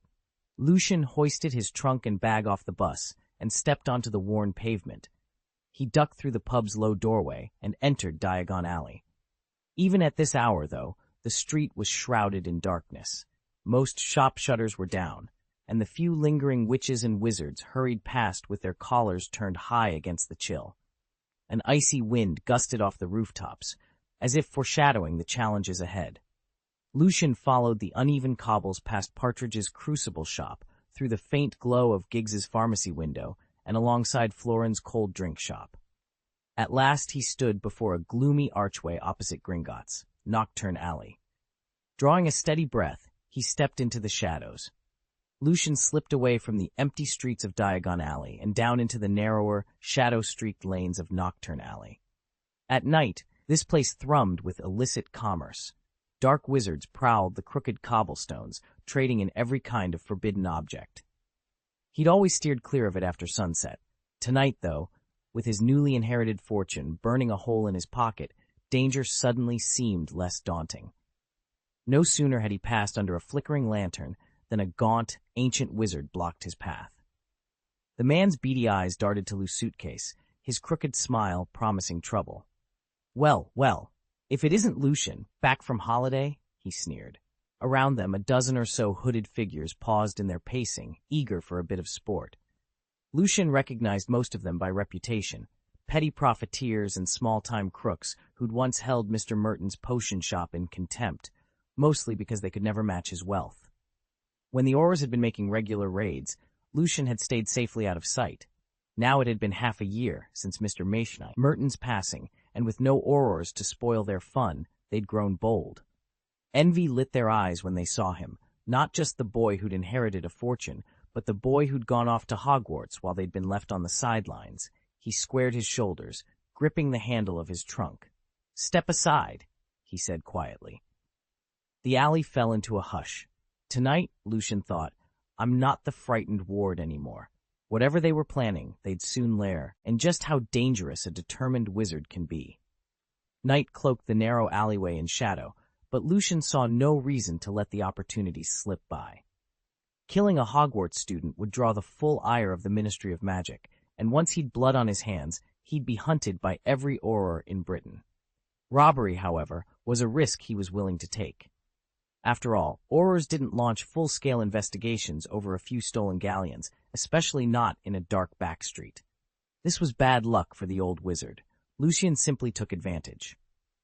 "I suggest you get out of my way," Lucian hissed, his wand flicking out of his sleeve like a striking serpent. The cold steel of a dagger materialized midair, its razor-sharp edge gleaming in the faint lamplight as it hovered mere inches from the old man's throat. The wizard's face drained of color. Even bystanders froze, straining to comprehend what they'd just witnessed. The object relocation charm wasn't particularly complex. It was often used in everyday life to fetch books off high shelves or move furniture with a flick. But in a duel, it could turn a mundane item into a lethal weapon, sending it hurtling toward an opponent with deadly precision. Lucian's dark eyes glittered. One more wrong move, and the tip of the dagger would draw first blood. Yet he held firm, every muscle taut, daring the wizard to make a break for it. In the hush of the alley, only the old man's ragged breathing disturbed the silence. For now, Lucian had the upper hand. What stunned everyone wasn't merely that Lucian had learned the relocation spell, but the blistering speed with which he cast it. He didn't even need to wave his wand or utter a single syllable of incantation. His summoned blade appeared at the old wizard's throat in the blink of an eye. No one had time to react. Such flawless, instantaneous execution of a relocation spell was the province of true masters. Under ordinary circumstances, the moment an adversary flicked a wand or opened their mouth to chant, veteran wizards would launch a counterattack, or at least brace themselves to defend or dodge. But Lucian's technique was so swift that he struck the man's vitals before a single defensive gesture could be made.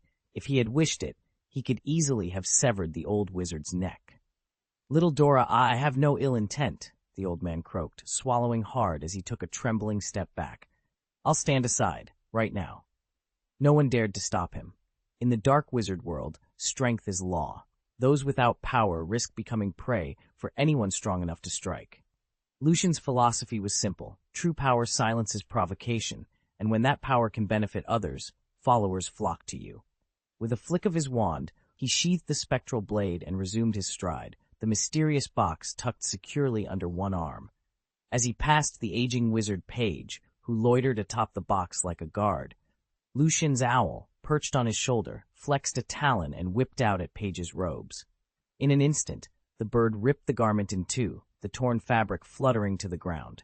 Before the owl could strike again, Lucian murmured a soft command. The bird froze mid-lunge, sparing Page a far worse injury.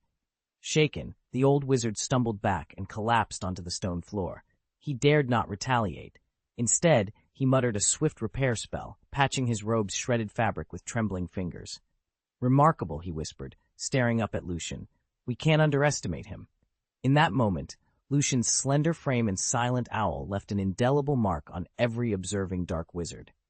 Few had witnessed magic like his, especially at such a young age, and none could rival his composed confidence. Even the last Dark Lord had been less assured in his youth. As Lucian continued down the corridor, the assembled wizards exchanged uncertain glances. A new force had entered their midst, and his rise was only beginning. "Sometimes you have to show your claws to keep trouble from coming back," Lucian muttered as he hoisted his suitcase and walked down the narrow, gaslit street. He didn't rely on a portkey or the relocation charm. He knew the spell well enough for moving heavy crates around the shop, but it was hopeless in a fight. Today, he'd bent metal and manipulated iron filings with his magnetic gift, using his wand only as a cover. Moments later, he stood before the familiar doorway of his potion shop. The brass sign above him swung gently in the evening breeze, and the lantern's glow painted dancing shadows across the cobblestones. Lucian took a steadying breath, tucked his wand into his belt, and pushed open the door. Inside, rows of glass vials and simmering cauldrons awaited, his true domain, where subtle power and precise concoctions ruled the day. Chapter 77. Hit until you're willing to teach. Lucian pushed open the door and stepped into his potion shop, only to wince at the wreckage before him. Shelves lay overturned, vials lay shattered on the floor, and every workbench was strewn with ingredients. It looked as if some dark wizard had ransacked the place while he'd been away at Hogwarts for the past 6 months. A bitter smile tugged at Lucian's lips. Fortunately, he'd already sold off the shop's most valuable reagents before leaving school. Whoever broke in had no precious goods to carry off. Still, the sight stung. He'd hoped his little shop would be safe, if only he'd mastered protective enchantments before departing. He raised his wand and spoke the repairing charm. Wood and glass seamed back together, splintered bottles reformed, and loose papers snapped neatly onto shelves. Within moments, the shop looked exactly as it had the day he left. Lucian lowered his wand with a soft exhale. "Next time, I'll learn those warding spells," he muttered. If a petty dark wizard could break in so easily, a truly powerful one would be much worse. He spent the next hour restoring the final details by hand, straightening labels, dusting worktops, and checking every cabinet. Then he packed what remained of his luggage, hauled his books onto the counter, and lit a single candle. As midnight approached, Lucian settled into a stool and opened his most important tomes. There was no rest for an aspiring master of potions. If he wanted to defend his shop and himself, he would have to keep learning. And if any reluctant teacher stood in his way, well, let's just say Lucian was perfectly willing to persuade them. Lucian sat at his desk, poring over a preliminary introduction to wandology, a definitive guide published by none other than Garrick Ollivander, the celebrated master wandmaker. From the very first pages, Ollivander makes clear that a wand is more than a carved stick. It's a marriage of two components, a magical wood and its core. Not every tree is fit for wand making. Only those that naturally harbor magic can be tapped for their timber. Such trees are rare, and to the untrained eye they look no different from their ordinary brethren. Identifying them can take years of apprenticeship and close study. Fortunately, the book offers a handy rule of thumb. If a bowtruckle has nested in the branches, the wood beneath is almost certainly infused with magic. Different species yield wands with distinct temperaments. Some are swift and fiery, others broad and steady. The real art, Ollivander writes, lies in finding a wand whose character harmonizes with its owners. When that perfect match is made, even the most challenging spells can be cast with surprising ease. Lucian leaned back, running a finger along the spine of the book. In that moment, he understood that his future success as a wizard would depend as much on his choice of wand as on his raw talent. Wand lore is as much an art as it is a science, and every aspect of a wand, from the wood to its core, shapes how its magic manifests in the hands of its master. Take, for example, a wand carved from acacia. Only the most exceptionally gifted wizards can unlock its full potential. In the wrong hands, it sputters odd sounds and emits unpleasant odors, undermining every spell. Different woods seem to choose wizards who share their qualities. Alder wands favor kind-hearted, service-oriented witches and wizards. Applewood is drawn to those driven by purpose and lofty ideals. Cedar goes to those with strong personalities and unwavering loyalty. Beyond wood type, a wand's length, flexibility, and balance each influence its performance, like fine-tuning how magic flows through its grain. Yet none of these factors is as crucial as the wand's core. A wand's true power hinges on its innermost substance, usually a rare strand of magical beast material, from Vela hair to thestral tail feathers, from a troll's whisker to the delicate spinal quill of a white river monster. Among the most prized cores are unicorn tail feathers, the heartstring of a FF, ire dragon, and the phoenix's fiery plume. These elements don't just amplify magic, they define a wand's very character, forging an almost living bond with the wizard who wields it. Unicorn tail hair? Ollivander's voice held genuine surprise. Lucian didn't reply at once. Instead, he reached into his battered suitcase and produced a small wooden box, laying it carefully on the table. With a quiet click, he lifted the lid to reveal 3 bundles of silvery, iridescent hair, each tied neatly with a ribbon. He knew that no amount of gold galleons would buy him Ollivander's teaching. Wand lore was too jealously guarded, even by the wealthiest wizard.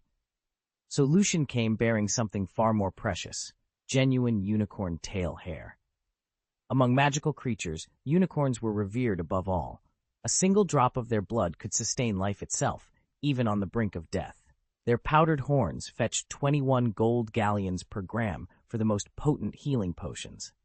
But it was the tail hair, pure and resilient, that made the finest wands, binding wood to wizard in an unbreakable bond. Such treasure was nearly impossible to procure. Only a handful of unicorns remained in the world, most hidden deep in forests untouched by muggle or ministry. A few still roamed the forbidden forest, though not without peril. Just last year, Voldemort had slaughtered one of the herd in his quest for dark power. Lucian's heart still quickened at the memory of that night. A few days before the end of term, he had crept from the castle under the cloak of darkness. With a whispered winged flight charm, he soared silently over Hogwarts's turrets and into the tangled depths of the forbidden forest.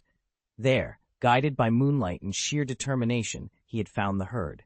And now, here in Ollivander's shop, those precious strands lay ready to secure his place among the great wandmakers, if only the old master would agree to teach him. Lucian slipped through the edge of the forbidden forest, closing his eyes to extend his psychic senses.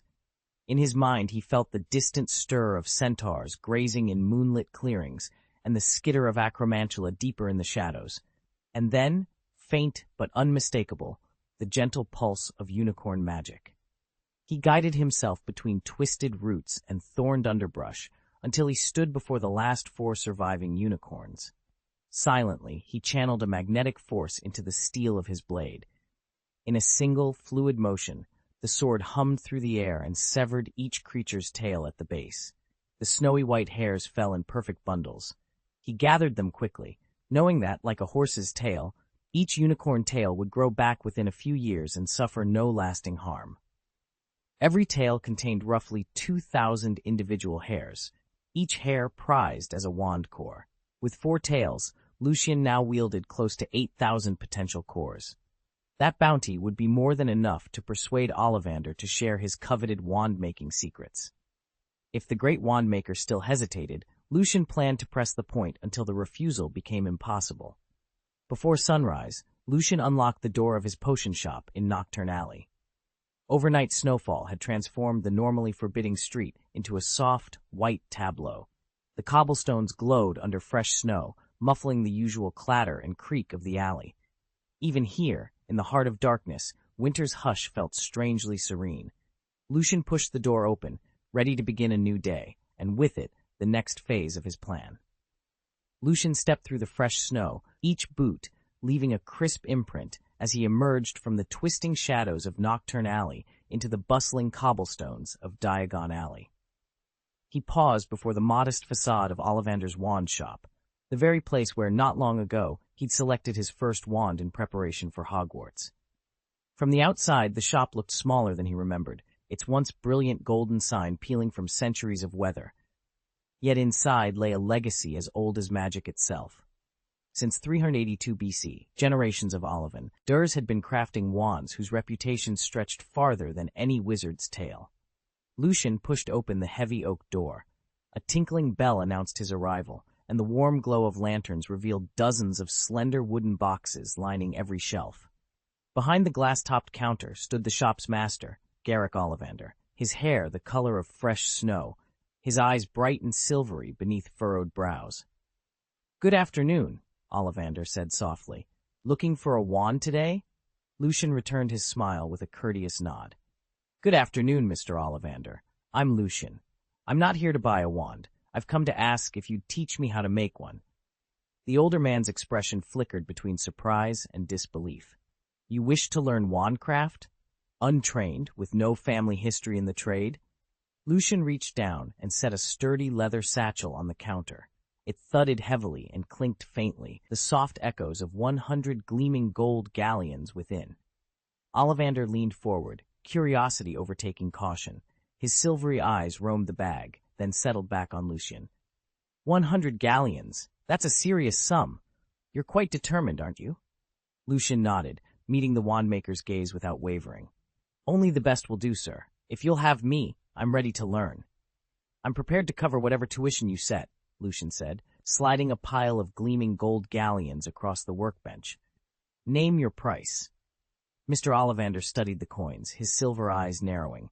Teaching wand lore, especially the closely guarded methods of the Ollivander family, was the very foundation of his reputation and livelihood. No amount of money could persuade him to betray that trust. He shook his head firmly. "I'm sorry, but I cannot instruct you." Lucian let out a soft sigh, acknowledging defeat, for gold alone, at least, wouldn't bridge this divide. He reached for a small wooden chest tucked beside him and set it before Ollivander. "Then perhaps this will change your mind." The wandmaker raised an eyebrow as he lifted the lid. Inside lay 4 perfect bundles of silvery white hair, unicorn tail hair, among the rarest and most precious of wand cores. Ollivander's expression, so reserved moments before, snapped to alert fascination. His gaze darted from the chest to Lucian, then back again, as if he half expected the treasure to vanish.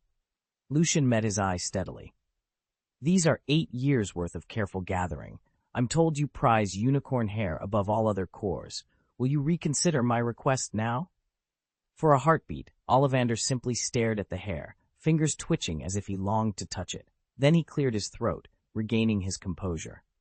Lucian knew he had finally hit upon a currency no mere galleons could match, and that, at last, the great wand-maker might open his doors to him.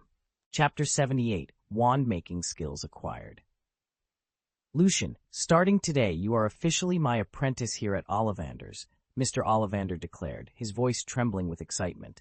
I will spare no effort to train you to become a master wand maker, just as I am. In the dim glow of the wand shop, Ollivander clutched the box of unicorn tail hairs to his chest, his eyes shining. To him, who had devoted his entire life to the study of wand lore, this gift of 8,000 strands of unicorn hair was beyond priceless. It was akin to a martial artist discovering a secret vault of forbidden techniques, or to an alchemist stumbling on the philosopher's stone. And to be given the chance to pass on his lifetime of knowledge, he could scarcely contain his joy.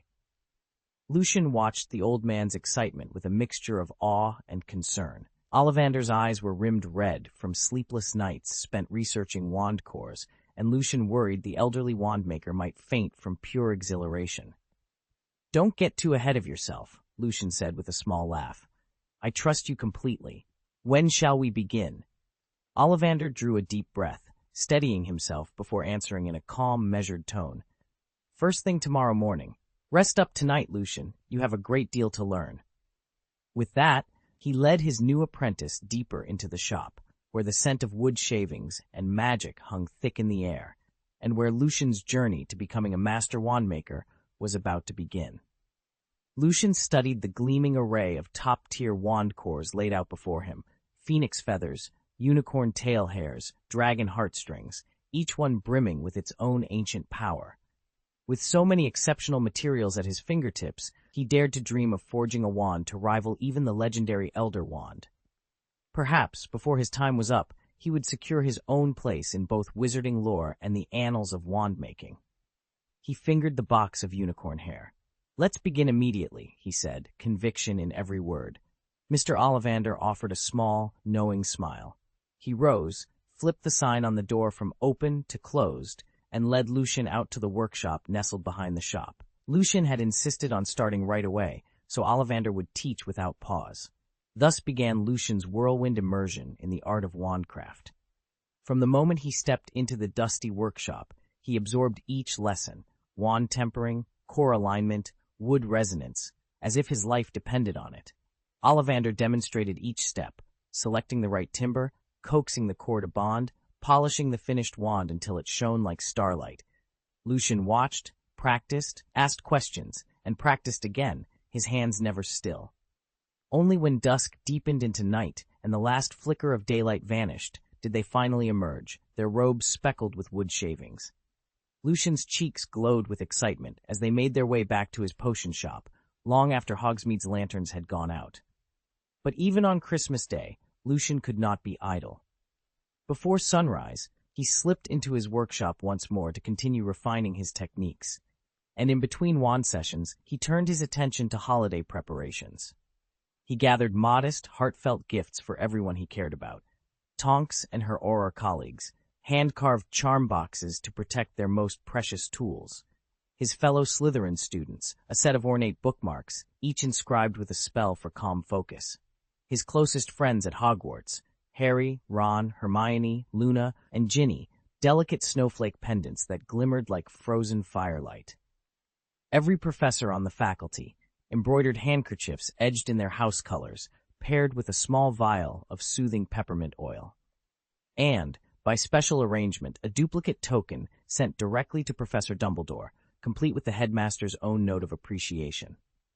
None of these gifts was lavish. They were simple objects imbued with thought and care. Once the parcels were neatly tied with ribbon, Lucian entrusted them to Mage, the house elf who would see to their delivery across the castle.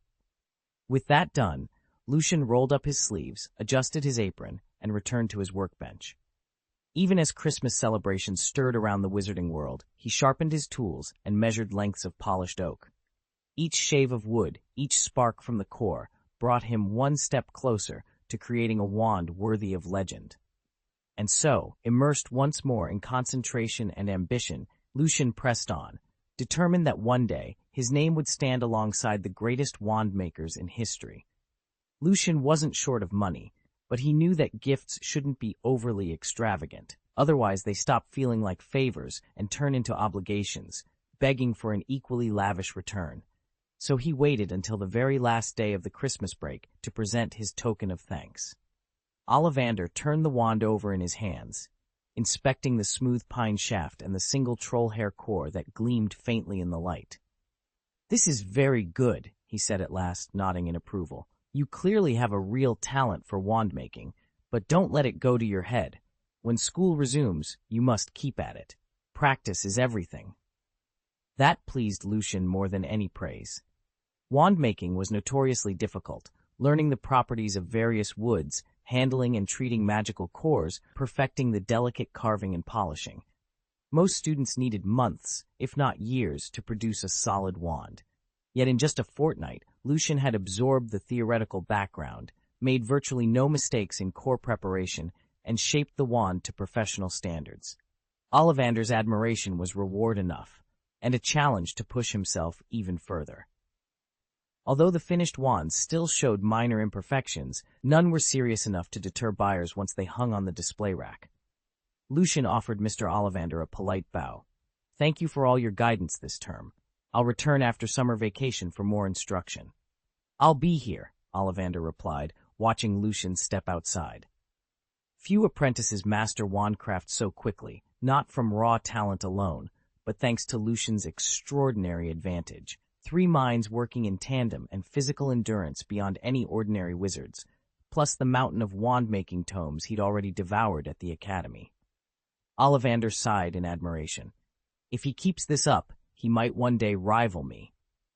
Moments later, Lucian vaulted onto his broom and shot toward Magnolia. He skimmed through the library window of the Fairy Tale Guild, set down his broom near the bookshelves, then walked into the bustling hall. Mirajane was busy polishing mugs behind the bar. "Hey, Mirajane, have you seen Natsu?" he asked. She glanced up with a smile. "He flew off to gather wandwood. There's supposed to be a stand of mana-infused trees in the forest just behind the guild." Lucian's eyes brightened.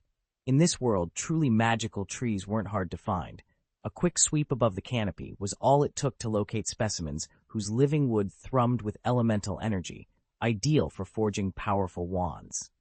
With a determined grin, he mounted his broom once more and launched for the woods, resolved to claim the finest wandwood before Natsu beat him there. This summer was just beginning, and already promised to be unforgettable. Lucian knew that if he wanted a truly refined wand, he could spend a little more and browse the specialized shops. Wandwoods were easy enough to find, but the core was what really defined a wand's character, and that could get expensive. In this world, many wizards of fairy tale accepted crusade missions to hunt down magical beasts that terrorized villages. On a successful hunt, they often brought back horns, claws, or fur, ideal materials for wand cores. As a magic cat himself, Lucian could grudgingly admit that he could even use a strand of his own fur as a core, but the performance would be lackluster at best. He'd heard about Natsu, raised by a fire dragon, a dragon slayer capable of wielding draconic ma, jik, and blessed with a dragon-like physiology. According to the annals of magical history, dragons were the most potent creatures in existence. If even a single hair from Natsu retained a fraction of that draconic power, it would outclass the cores made from ordinary beasts. So Lucian decided it was worth a try. He made his way to find Natsu, eager to see whether dragon-infused hair could become the heart of his perfect wand. Mirajane leaned over the front desk, catching Levy's attention as the younger mage scrutinized the job board. "Levy, did you hear? Lucian just signed up for that book retrieval mission, and he's teaming up with Lucy." Levy's eyes went wide. She bounded over from the board. "You mean the book hunting job that pays 200,000 berries? I was debating whether to take it, but Lucian got there first." She ran a hand through her hair, half laughing. "It's a relatively safe gig, but with 3 of us sharing the fee, the payout would be next to nothing.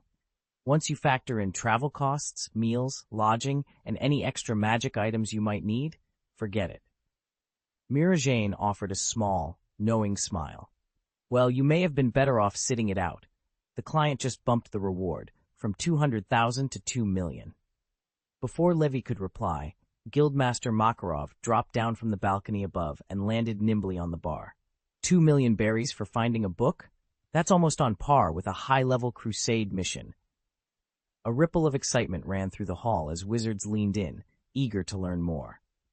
Many wizards now kicked themselves for passing up the book retrieval contract, and watched helplessly as someone else walked off with the 2 million gold reward. Lucian frowned. "I doubt it's that simple," he whispered. With Natsu gone, Lucian found himself back at the library, and he had to admit Levi was wise to decline.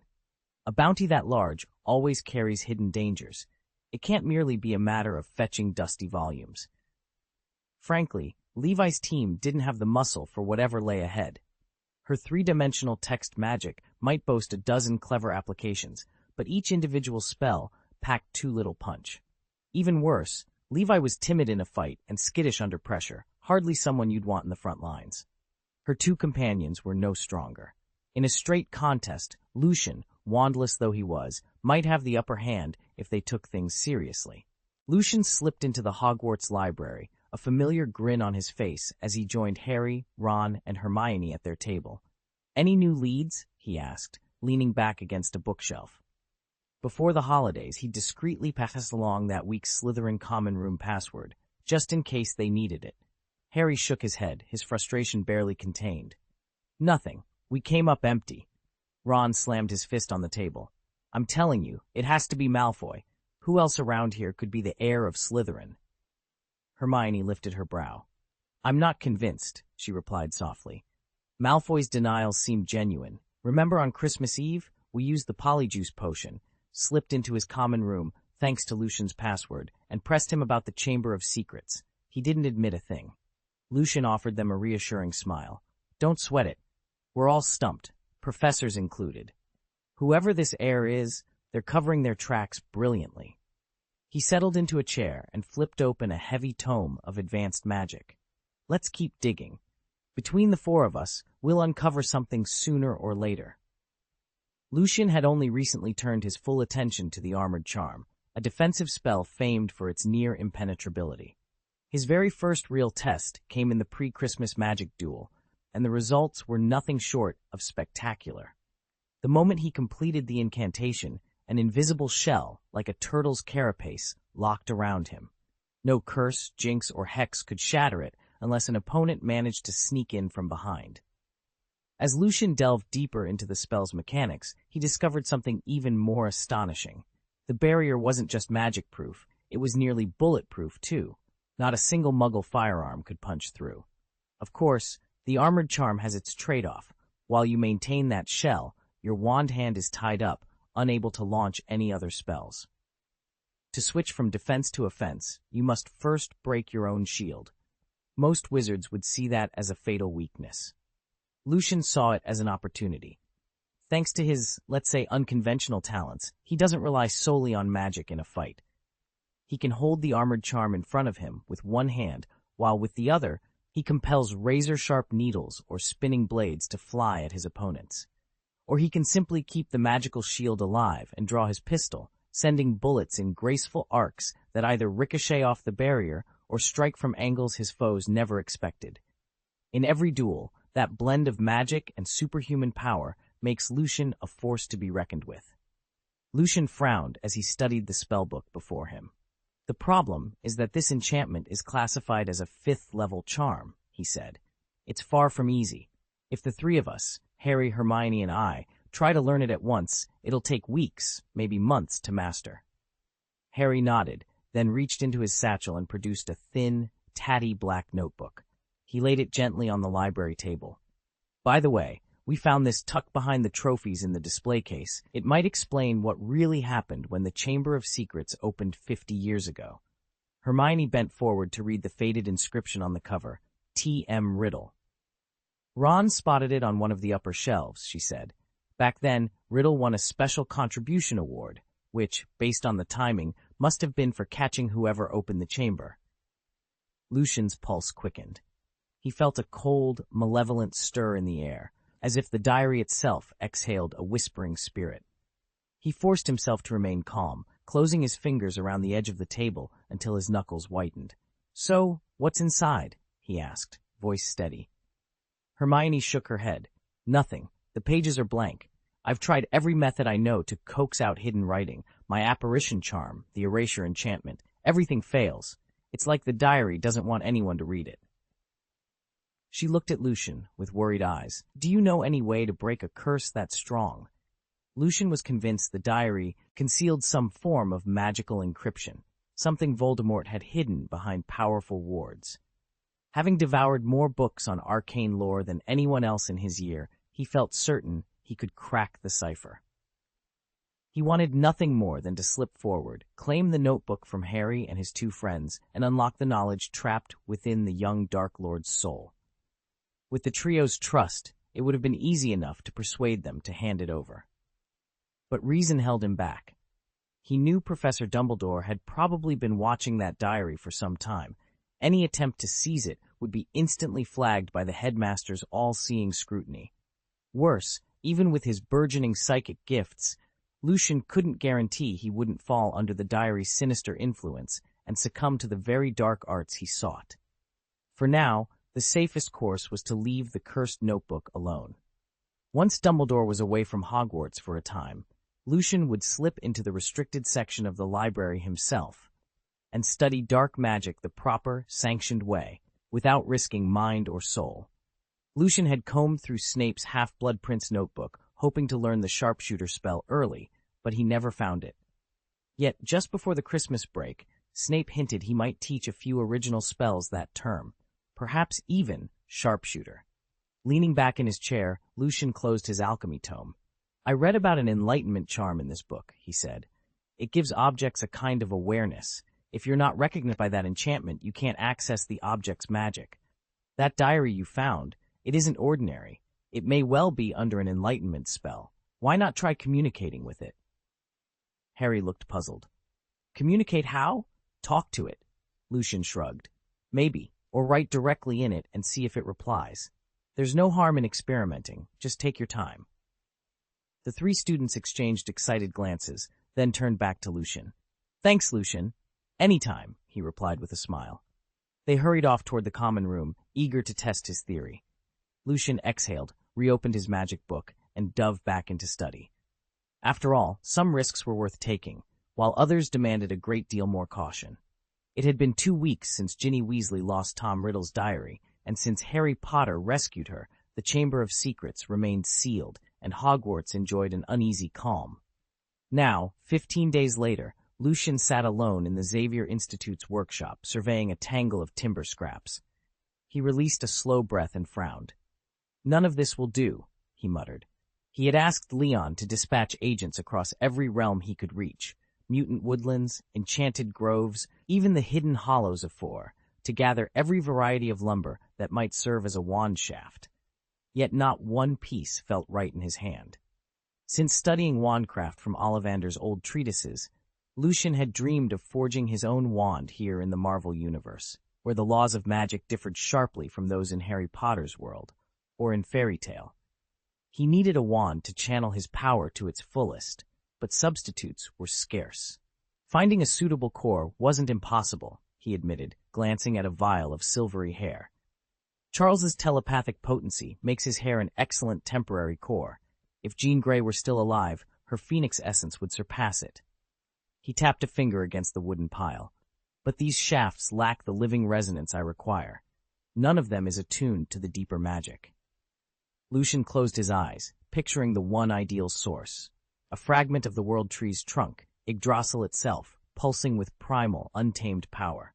Such a wand would be peerless. Yet Yggdrasil lay beyond the reach of any known portal or summoning spell.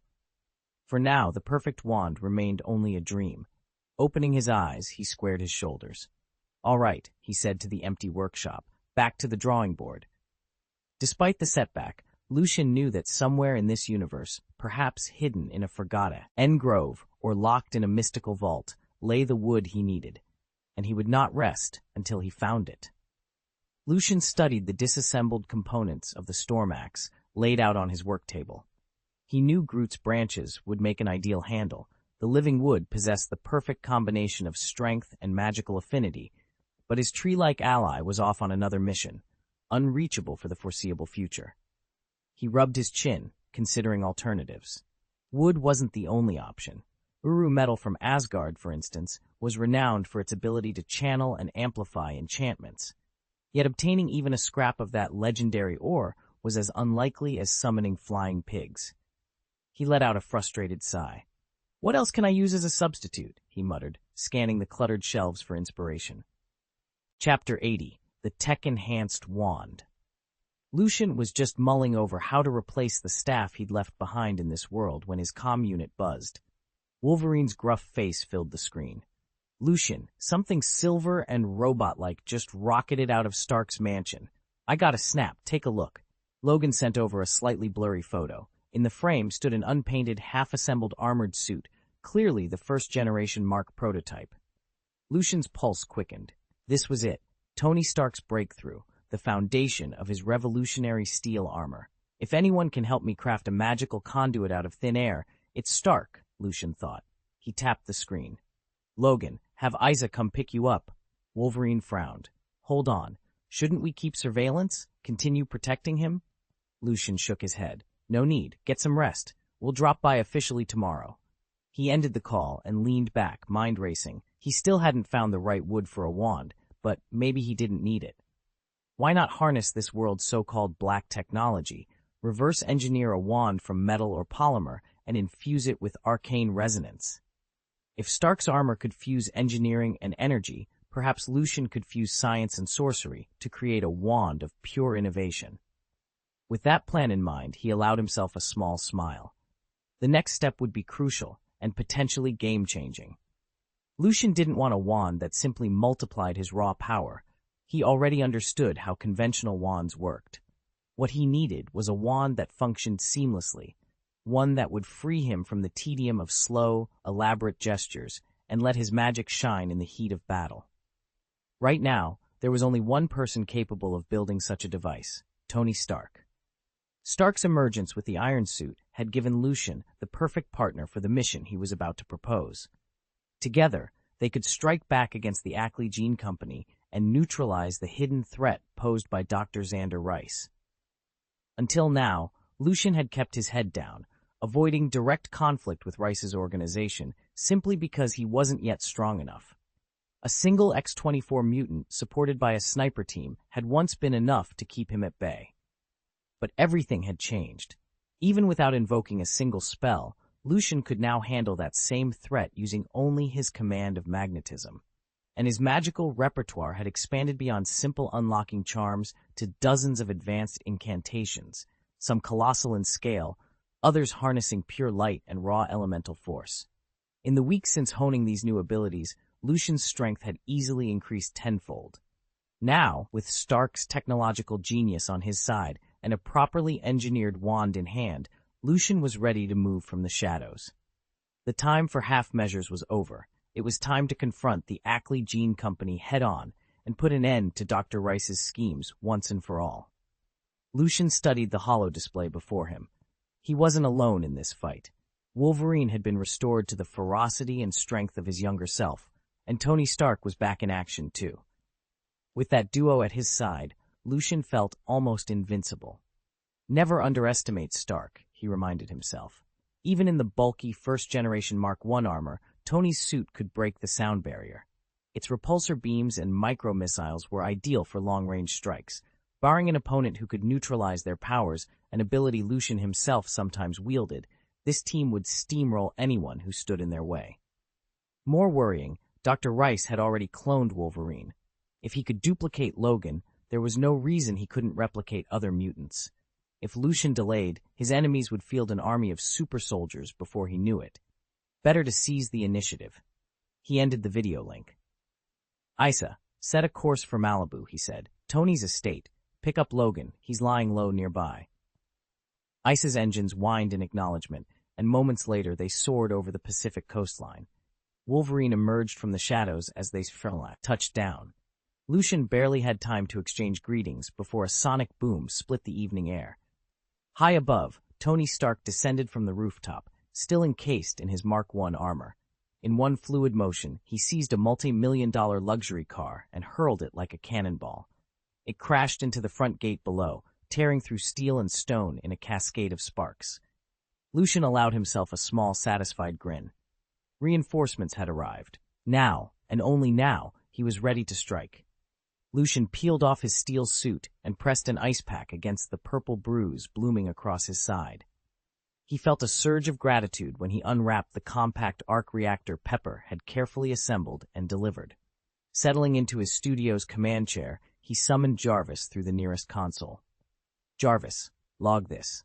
At 40,000 feet, the main sensor failed, and the pressure seal in the casing gave way. Ice buildup must have compromised it. Astute observation, sir, Jarvis replied. If you plan to venture into space, we'll need a sturdier shell material. Lucian drummed his fingers on the armrest. Get in touch with Cisco. Tell them to swap our current alloy for the gold titanium composite from the Seraph tactical satellite. It meets our integration specs and won't hurt the power-to-weight ratio. Certainly, sir. Shall I generate updated renderings now? Yes, though let's keep the color scheme restrained. A moment later, the holoscreen flipped through several designs. One in particular caught Lucian's eye, an all-gold plating, every line and contour gleaming. He shook his head. Too much. Full gold armor reads flashy, tacky even. Pull back the accent color. I want subtle highlights, not a gold parade. Understood, sir. Refining the design as we speak. Lucian leaned back and rubbed his temple. Even at the extremes of altitude, or beyond the atmosphere, style mattered. With the right materials and a refined palette, his next-generation suit would be as elegant as it was powerful. The lab was quiet except for the steady hum of machinery and the soft whir of robotic arms. Tony Stark stared at the dull steel frame of his next suit, hands folded casually behind his head. You've always been low-key and simple, Jarvis observed, a hint of amusement in his synthesized tone. Tony grinned, unfazed. He glanced toward the sleek sports car parked in the corner and said, Add a bit of that race car red. Processing. Red accents will complement your understated style, Jarvis replied. In an instant, a holographic model of a brand-new armor appeared, gleaming in a rich mix of gold and crimson. Tony's eyes lit up. Now that's more like it. Let's put this thing together. Automatic assembly has commenced. Estimated completion in 5 hours, Jarvis confirmed. Tony tapped his chin, suddenly thoughtful. By the way, have you uncovered anything on Lucian? He paused, remembering his promise not to mention Lucian to anyone, not even Pepper. Yet curiosity about the man who'd saved his life pricked at him. There was a soft click as Jarvis accessed every available database. I've cross-referenced public records, surveillance feeds, and social profiles. Lucian, listed erroneously as deceased, leaves no digital footprint, no family records, no employment history, no trace at all. Tony frowned. No history? That doesn't add up. A guy with his skills couldn't simply vanish. Agreed. Unauthorized data wipes suggest someone has actively erased every trace of him, Jarvis added. Tony paced to the suit's exoskeleton, studying the design. So he's a ghost in every system, just like he ghosts the bad guys. A beat of silence. Jarvis's next words came carefully. Your interest is personal, sir. Tony's gaze drifted to the lab's far wall, where schematics and blueprints were pinned. He saved my life, Jarvis. I owe him the truth, and maybe a lot more. Understood. I will continue monitoring all channels and notify you of any developments, Jarvis replied. Tony cracked his knuckles with a determined grin. Excellent. Now, let's get this armor built and throw in a few surprises of our own. As the assembly line roared back to life, Tony leaned against his workbench, already planning his next move. Lucian might be erased from every record, but Tony Stark had no intention of letting him disappear from his life. No, sir. I searched every Lucian on record, and none match your description. Iron Man frowned. So it isn't Lucian. All right, pull up everyone who bought Stark stock after my accident and then sold before I returned. At once, sir. Moments later, a list of names scrolled across the screen.